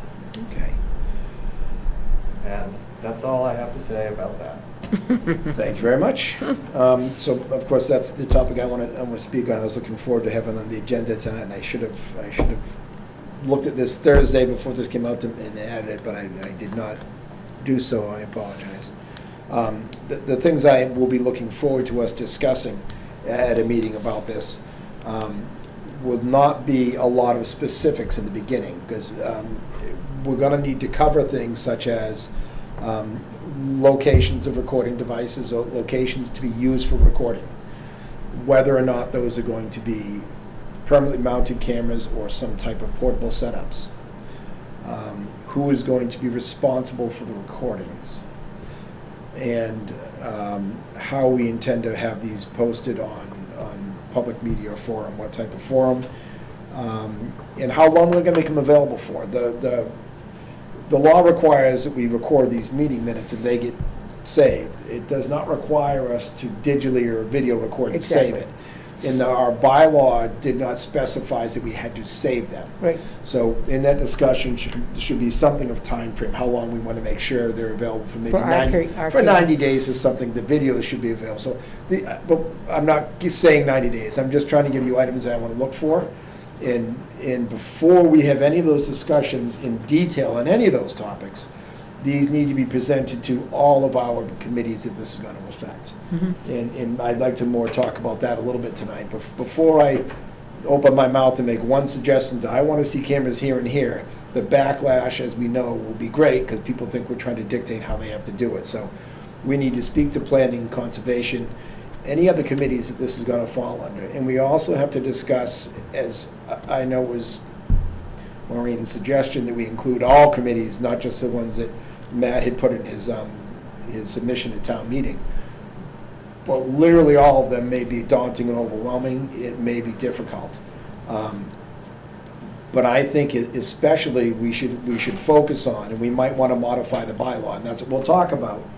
And we'll talk to other committee members. We might want to try to propose to modify that bylaw as well. That says it's going to be all elected boards must do this. If they're appointed boards and committees, that's really up to us to do something with and try to do something with them. But I'd really like to see this bylaw stick to the publicly elected boards that the people put into power. Any subcommittees, for example, like conservation that work for us, we can say, yes, we're gonna include conservation, and I still would include them. But I don't think we wanna have every single committee that meets on every single thing have to be recorded, because we're gonna lose the ability for some of these people to meet and time it. But once again, that's just my thought on it, and that's something we need to discuss. That gives you an idea of the topics I'm looking for when we actually meet on it. Do you feel, I think those are excellent suggestions. Do you think we Add to should, 'em. do you think we should do any kind of like a survey out to all of the elected boards, asking them some pertinent questions so that maybe we could get, because trying to meet with all of them would be sort of a little bit difficult. Right, that's something we can discuss, is how we're gonna reach out to these Yeah. boards. We need their input, but we need it in a timely manner, Yeah. because this is something we have to knock out in a couple of meetings. So Exactly. we have a good idea what we're gonna talk about. Yeah, And this is gonna occupy probably our second meeting in October. yeah, And it's gonna occupy probably an hour or more to go through this Yeah. topic. I would think maybe an hour and a half to cover these things. If we put our forethought in and we're ready to discuss it, banter on it, I'm hoping to move through it as quick as an hour and a half. But I don't think we're gonna do any quicker than that. And we definitely want to have the input by the end of October from these boards and committees. So they should all meet within the next month. And hopefully we'd have their input by then, because that gives them yeah, the full month of one meeting. yeah. So we can go over those things and pull them off the meeting minutes, off the video, to make sure that those are all presented to the boards. And they all have the opportunity to have input onto where they would rather meet, what they would like. It doesn't guarantee everyone's going to get everything they ask for. Right. But the top of the head, I think we might want to have at least 3 recordable sites, if not 5. We might want to do Yeah. 2 in this building. If there's a couple boards, conservation plan, that like to use upstairs, how hard is it to get it wired upstairs and have it another camera? People like to use the senior center. I have no problem, and if we do it in the senior center, we set it up permanent, it's something that might be used for Yeah. people when they have bingo night, they can do it at home as well. I mean, it's a little more delayed, but it's just an example that Yep. people can participate in things from home if we can get that on camera as well, as having meetings there. So that would give us, 1, 2, 3. Do we go more? Do we tie one in a DPW commission, or do we just have a recorded one we can put online after? We used to do that and it worked fine, and there may be an argument for portables, and that's gives you an idea what I'm thinking, and we'll discuss, and we can all think about more seriously, and more importantly, hear from these other committees where they would like these type of recordings. Who's gonna do it? Do we have a committee member that says, yes, I'll be responsible to call in and start and stop, or is that gonna fall in our office? I don't think that's a fair burden to put on our office nor for do all I. of those. And when we present it, it's gonna be presented as a bylaw proposal change, and then that town bylaw is gonna put it on the committee. Right. So they've gotta kind of understand that too. And there's a lot we need from them. We are hoping they'll be responsive in this next month, because if they're not, and I'll say it publicly, we will move on it in October, and then it will look like we're dictating again, which is not our intent here. So all the committees, please, please, please, think about it now, discuss it at your next meeting, and get back to us, or to Jessica, and hopefully you can get an email to each of these committees highlighting the things we talked about. And we seriously consider, if, I know my opinion on the bylaw changes, I stated it tonight, as far as how many groups, and you guys think about what that means to you and how it might fit. Talk to people. Yep. And public, if you have any questions, talk to any of us independently, all you want. Shoot us an email, reach out to us. What I would like, because what you're talking about now sort of lends into the raucous, kind of meeting that we had. And I would love to just say, I'm done with that. However, perhaps some of the concerns that they bring to us, while maybe it wasn't in the form that we would appreciate, may be worth evaluating and thinking about as we, talk about this portion, and making sure that we, attend to the ways in which the public can get information to us. Right. I've said it many times in meetings, I will do this again very clearly. The reason for these meetings is to conduct the town business, and that's why we meet. The law requires that we are open to the public, so you may witness what we do on behalf of the town. The town's only legal time to interfere with us normally is at election time or a recall if they're not happy with what's going on. We choose to have input from the town as we go because we want to make sure we're getting it right. And we have our public comment period, so if there's something that we have missed that somebody should bring up, they bring it forward. But I cut it to 1 minute for the simple reason is these meetings go long. And if somebody has a thought or a comment, something they want to genuinely bring to us that we might want to look into, 60 seconds to present it is plenty. I just spent less than 60 seconds to say all of that. If it's going to be more involved in that, you would make a list. So if they literally have a list, make that list and present it to the town administrator and say, I would like to be on your agenda to discuss this list of items and concerns I have for the town. Whether I think they're all legitimate or not, I'm sure some of them would be, and we would want to listen to those. And then I could place it on the agenda, but I publicize that list so the entire town has the opportunity to see what we're going to discuss and have input, pro or con. Without that input, we're violating open meeting laws. So when these gentlemen go on for 20 minutes, there may be other people that would be upset that I would have liked to, repeated that and echoed that. Other people might say, oh, I disagree, but I wasn't given a chance to disagree, and these guys get 20 minutes, and I completely disagree.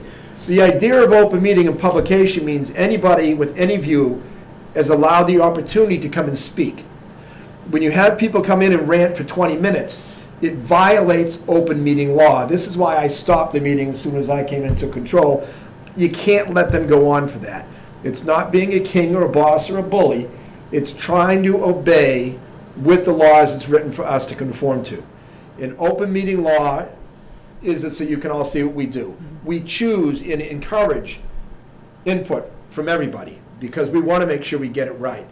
But that type of input and outburst is unwelcome. Absolutely. It doesn't waste only our time, but it wastes the time of every individual that's taken the opportunity to sit down at home, either live or later, and review this. That's 20 minutes and then another 15 after waiting or 20 after. They're going to sit for nothing because these gentlemen couldn't hold their tongue and couldn't be bothered to put something meaningful in an email for us to present. And whenever somebody comes in with a request to be in my agenda, I say the same thing. Call my office, talk to the administrator or the assistant, send them an email or something in writing so we can post it as we need to. Posting means by Thursday before the meeting. Right. So if somebody came in Friday and said, I want to be in the meeting and had a great list, we'd say, great, you'll be on the next one. Because we have to give a list of everything we reasonably expect to get to. And unless it's something urgent, like, oh my gosh, a fire truck got wrecked today and we have to discuss it and do something, that's going to come up urgent and be a discussion because we didn't have time to post it. Short of that, there's no reason to allow this without posting.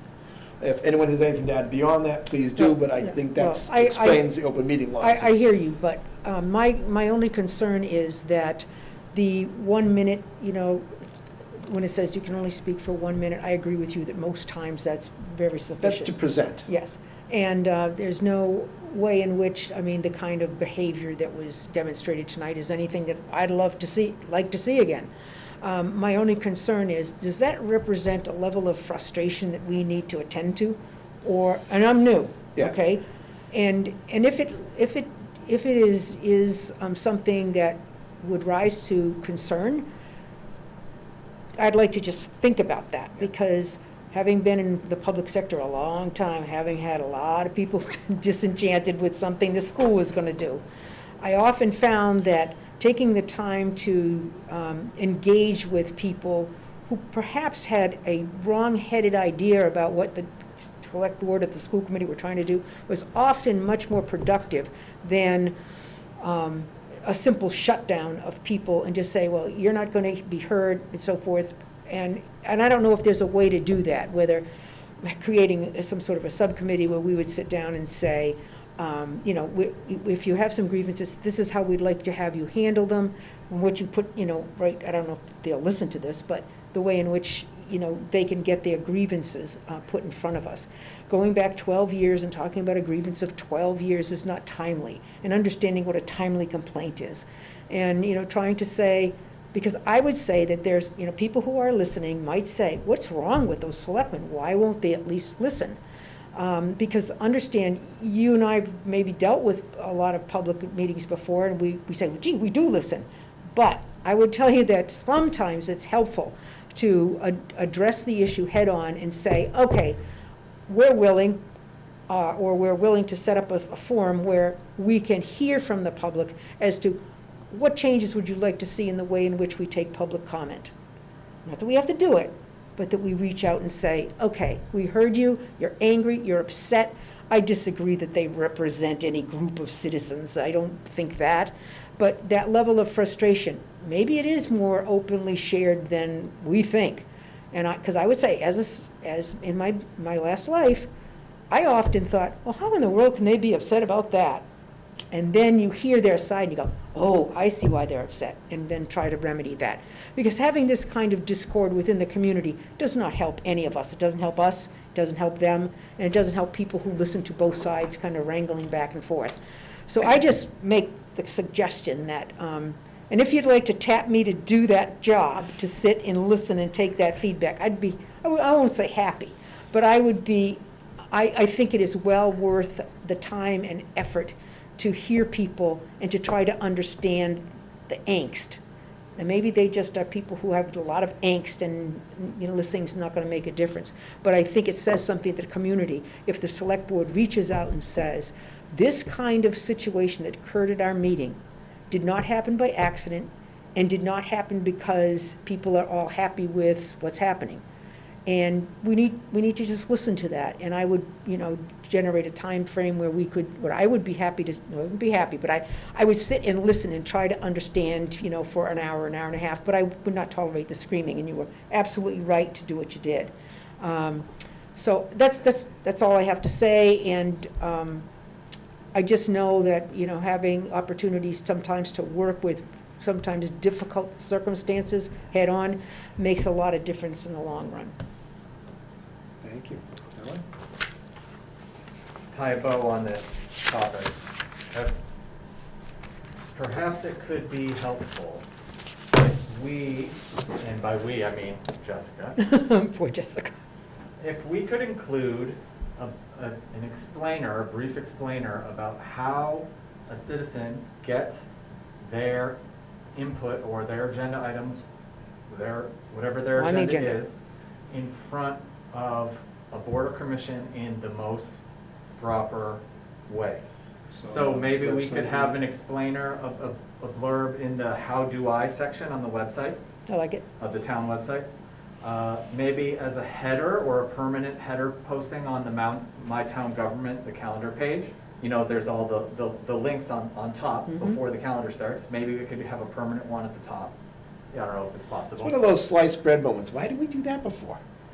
Well, That should be there. You're absolutely right. And third would be just the same blurb printed on paper, posted here, posted at the DPW, other so places people where- understand. So Yeah. people understand, just to make it a little bit easier, and then people know that we're not trying to be opaque, we're not trying to give people to run around, we want input, but that's just the proper way to do it in order to not encumber usual business.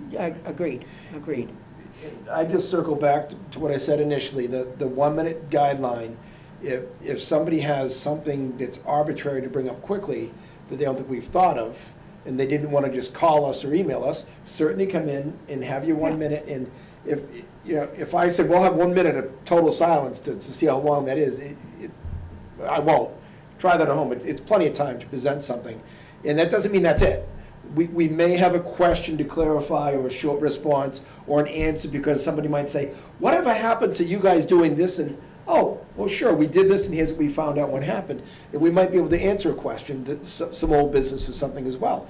If somebody wants an update, I'm more than happy to entertain that in a public comment. And there may be a back and forth, minimal. We're not going to spend 10 minutes to explain, but we can do something brief, and if you want a better explanation, contact the office, or if we need to, we'll put it back in the agenda. And it certainly want to address those issues. The minute isn't to be dismissive, it's to be brief. And, if somebody had something like that, and we had a back and forth, we might spend 3 or 4 minutes on that topic. Then you have 4 of those topics in a night, and we've killed it 15 minutes. it usually doesn't go that far, but it could. And certainly, anything more lengthy, by all means, as Dylan said, if Should we be, should yeah. tell them how to do it, Yeah. it's very clear and very simple. And then the reason why we have that process is all open meeting law rules, is to make sure the public has notice to what we're gonna discuss, so they can be involved if they choose Right. at that time. And then the discussion will go as long as we see fit at the meeting. I might entertain it for 20 minutes, I might say, well, we're beating it back and forth after 5. We're not, if we're not having a meaningful discussion in furthering it, it's pointless to continue and just keep saying the same things back and forth, so I tend to cut those off as well. I know I'm gruff sometimes and I seem impatient with it, but I like to get our business done. I like people to see us get through it quickly, and not keep them up as, we're still not too bad tonight, luckily No. overall. Well, but- and I concur with that. But I like to get through the business as well, but And- we have to understand that doing some of the things that Dylan recommends, I think, is a great It's a start. great way to do it. yeah. And what you have to understand is we have people who are incredibly dissatisfied with some stuff, and maybe it's just 2 people. I don't know.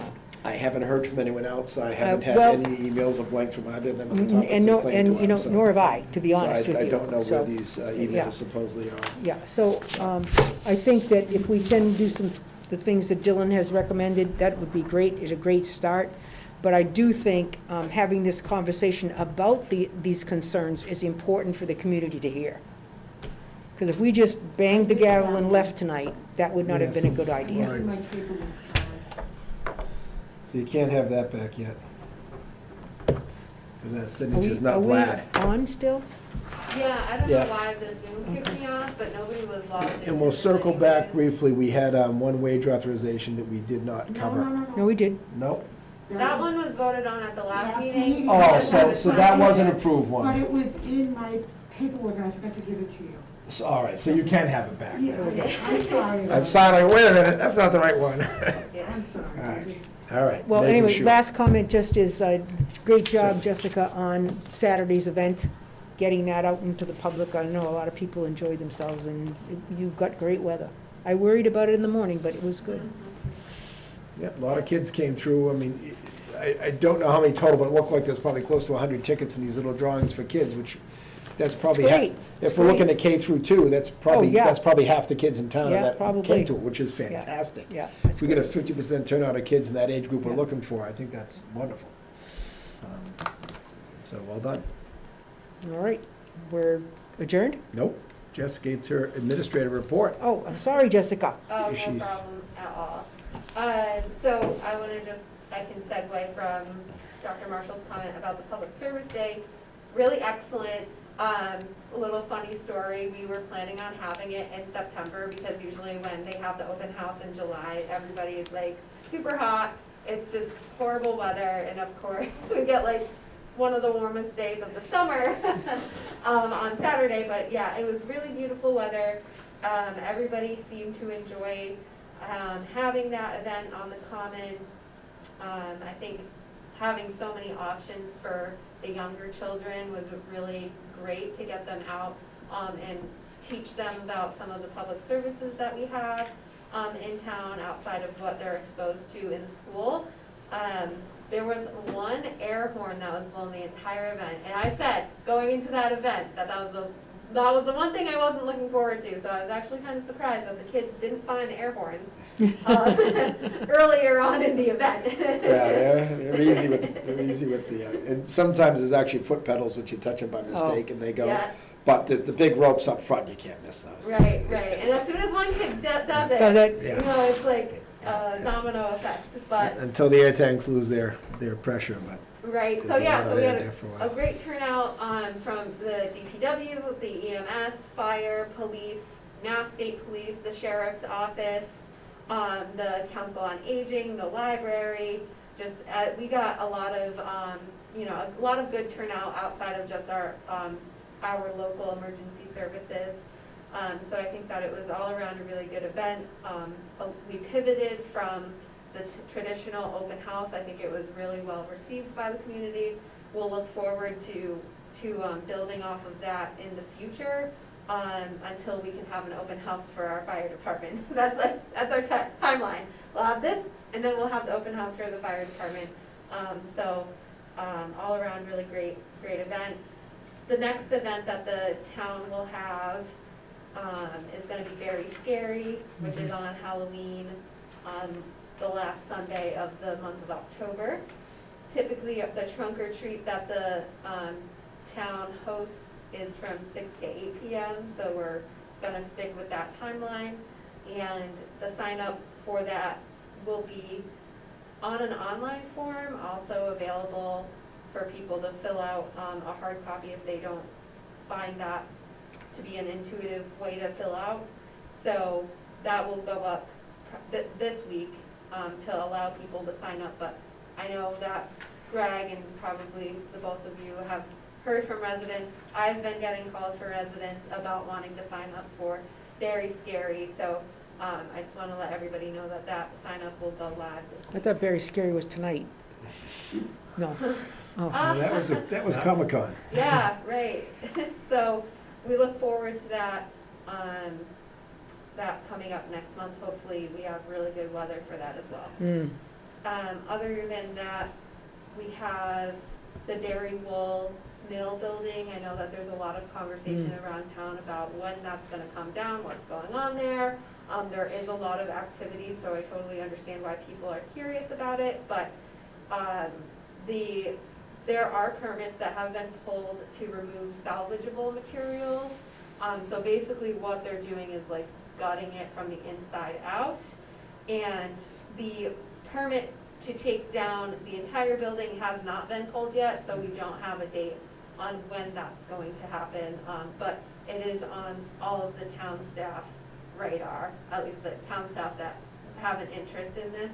It's all on our radar, and the contractor has been taking all of the right steps to go through the process of taking this building down. Do we have any idea what will replace that building once it's down? Will be there, I think there's going to be an expansion of the current operation. Yeah, so it's my Is that- understanding, I don't know if they've approached the planning board, I don't think they have. They definitely haven't approached the building inspector yet, but it's my understanding that they are going to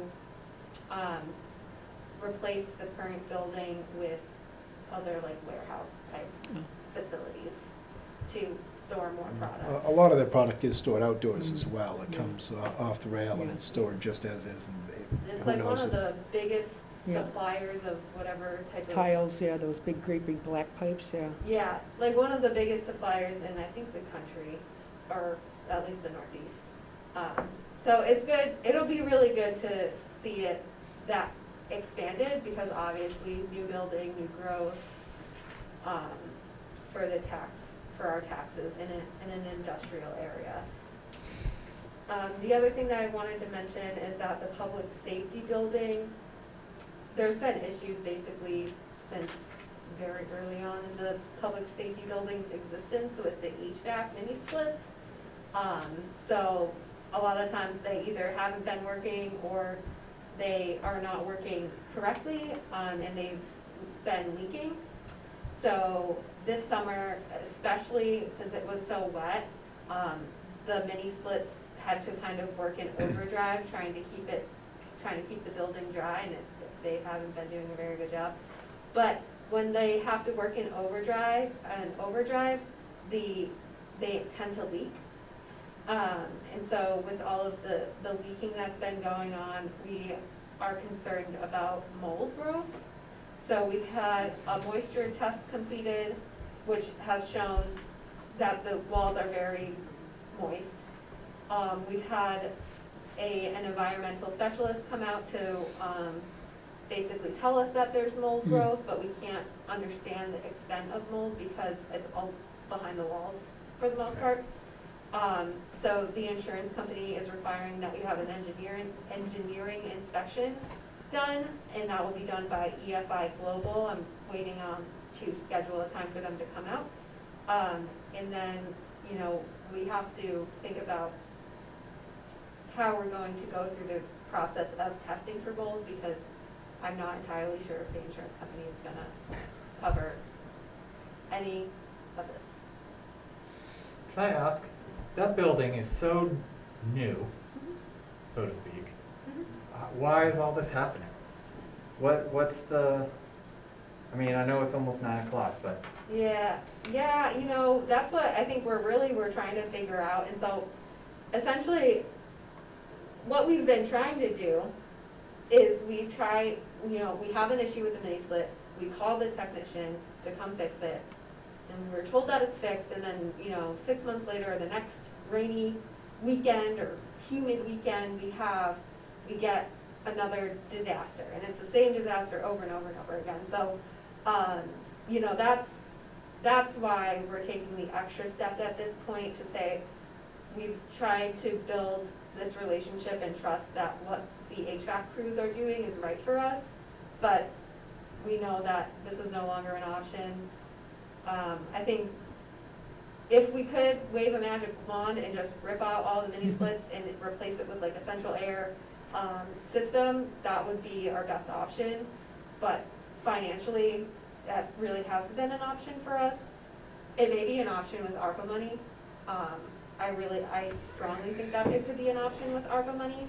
And that's, what I would look for if we have to replace this system, but I just don't think that these mini splits have the capacity to serve the building the way that it needs to be served. And I guess, from what I've been told, that it's hard to find parts for these mini splits because they were like, this new partnership between Trane and Mitsubishi that only worked out for like 2 years. So it's kind of one of those products that was such a short time frame. So that it's not like we have an ongoing list of products that we can repair this unit with. So the engineering company will come in and see if the mold is real, and to see the extent, and to probably give us a guesstimate of what we should do next in order to remediate the mold and fix the problem that you're talking about. Right, I think the engineering inspection is gonna inform us and the insurance company on why we're having this issue. So they're gonna basically say like, oh, the pumps in these units aren't big enough for the capacity, the way that the site was engineered, the rain comes and floods, I don't know, there's too much rain that goes directly at the building where it should be directed away from the building. I'm not sure exactly what the end result of this engineering inspection will be, but I am highly expect, especially since it's being requested by the insurance company, that it's going to guide the insurance company on their decision whether they support us financially to remediate these issues, or what our next steps are. Because we're testing for mold, and we're doing this now because we can actually see mold growth. And before we couldn't, and we were trying to fix the issue before, because obviously water creates mold. Like we've known for a while that there could be a chance of this growing, but we wanted to fix the issue before we remediated any of those concerns, because if it's just gonna keep leaking, like we're just gonna keep, having more issues, but it hasn't been successful. Well, Generally, those units are like this one, they're effective, they're efficient. Whether there is something wrong with the units or something wrong with the installation, hopefully the engineers will figure that out. And I would certainly hope the insurance covers it, and they may very well litigate against the companies that made an error. And that's hopefully what our insurance will do, because that should be their job, not ours. It's what we pay for the policy. It's unfortunate. They are efficient. They are the way to go instead of the giant systems. It's unfortunate that there's a problem with it, but that was before my time as well. I don't know what would have gone wrong or what they've used or how they're supposed to be draining. But clearly, if they're getting moisture inside, anytime the air conditioning unit runs, it also works as a dehumidifier. And the portion of the equipment that gets cold, contacts the moist air and condenses moisture out of the air and makes liquid. Often they have a fan that will cool the hot side of that system, which is the compressor side. I guess that would be the evaporator. I'm not sure. I don't want the terminology of the side. But when you release cold, also you're generating heat. And that hot side vents out with a fan, and typically that fan will vent out through or over the liquid to help evaporate that liquid. But you gotta believe that there should have been an overflow tray with it as well, so some could pour out, and maybe that's the case, but engineers will tell us why, but that's where the liquid comes from. A liquid's a normal product of it, and how it goes away should have been engineered into the, and maybe that's why they disappeared 2 years. And my guess is we're gonna find that the water is in between the walls. Right. Oh, And that most the- likely, And that and that means it's destroyed the, efficiency of the, any insulation that's in there. Right. And in order to clean it out, it's a really big potential issue, I think. very, very likely between the interior walls, depending where they are, there may Right. not be insulation. Yeah, Which would be better if there's not, then but it's still sheet rock, it's gonna come out, there should be metal studs in that building, yeah. so the metals can be, if there's any, to be cleaned easily, but the sheet rock's gonna go, carpets will have to be dried out, possibly removed and cleaned. Okay, you can stop now. I've been through too many of I these. know. It's Well, there's not no fun. carpet in that building, thank God. I don't That's know good. whoever decided to put carpet in public buildings, but it's never a good idea. But- There's no insulation in between the interior walls, my understanding. Usually, Oh, between the interior, yeah. usually it's not. It's probably the exterior walls, have, yeah. Which also are obviously a concern, but those are conversations that we've had. Metal studs, yes, insulation not on the interior walls, and then no carpets, but Well, let's just hope for the Yeah. best. But even if it's insulation, it would be confined to, like in this case, just the base Yeah. below that, so it's not like it's re-insulated the Yeah. whole building. It would keep that cost down. But still, it's cumbersome, it's disruptive, you've got And to it's, vent, you've and got to it's, vent the and building. it's a new building. Right, you've got to vent the building when you do it and other things, Yeah. and it's unfortunate. Well, hopefully But- too, that, we'll make sure that the mold is, remediated so that the Right. people who are working there are safe. right. That would be a Yeah. concern. Yes, Absolutely. as we go along in this process, hopefully very, soon we'll be able to have an air quality test done to see if like the air that they're breathing is harmful, hopefully not, because it would just be hard to move We everybody. should see if our air purifiers help. Yes. We could also Because they- move got- more, we could move more of them down And a there. nice big dehumidifier as we have in the library that we recently purchased. Right. Right, so we have two, I Helps. have two more of those big units coming for the public safety building. They already have one. It was recommended that we added a couple more, so That'll help. that Yeah, will that help. should help a I lot. think a dehumidifier would be super helpful because those papers, they're wet. You go in there and I They're get a damp. report and it's like a wet noodle, so there's definitely very tangible Okay then. issues. Well, the weather is changing, that's a good Yes, thing. And yeah, if you can that get, helps. get a couple big dehumidifiers in there along, that'll help. And it's been exceptionally damp Oh, here as well. gosh, yeah. The Yeah. moisture, Yeah. When they built it, they had to put a great big curtain drain around there. I mean, for anything coming off that hill, I can't imagine they wouldn't have done that. you would hope, you would hope. Oh. It's, I mean, even I know that. But, okay. okay. And then, Any more good news, Um, Jessica? the last thing that I wanted to mention it really quick is that the Open Space and Recreation Committee is having a public forum on Wednesday, October 27th from 6 to 8 p.m. in the foyer of this building. We'll have more public information coming out Okay. in the coming weeks, but essentially this is the public's opportunity to get involved, to review some goals, create some action items, Okay. and make that part of the plan more in line with what the community wants to see. Okay, sounds good. One more item I have, which would have been in my selectment report, but thankfully she mentioned Halloween. I usually do this before now, but I requested the board officially vote for and set Halloween to be October 31st in Barre. Is that the date that they're doing their whatever? Yes, We Tim? usually use the date. We Yeah. use the actual date, but people are asking on Facebook, and then I said, well, I know we Well, haven't talked about it. sometimes I know they work around a school, not have it on a school night if they could, but October We've 30. never done that. We've always gone That's for the only, 31st. you've never done it. I'm just saying, from the teacher perspective, I know, give us a but- break. But I think in Barre in general, the towns generally held it on Halloween, and a lot of people, I'm a traditionalist, and a lot of people are. When is the 31st, on a It's Monday Sunday. night? It's a Sunday this year. Oh, thanks. Next year it'll be. There's a whole bunch of people thanking you on Yeah. Monday morning. Well, well, a lot of people are very appreciative, and I hear more people saying that they're happy to keep it at Halloween than to Well, move those it. are the people with So, no kids to see on the next day. Maybe so. But I would make a motion that we I- officially I would, make. I would second that October emotion. 31st. How's that? Thank you. A motion is second for Halloween to be October 31st. Any further discussion? Nope. We can get into it next year. All those in favor? Aye. Aye. Thank you. Now the appropriate motion to adjourn. So move. Yeah, second. Motion is second to adjourn. Any further discussion? Hearing none. Call for vote. All those in favor? Aye. Aye. Done. Thank you, everyone.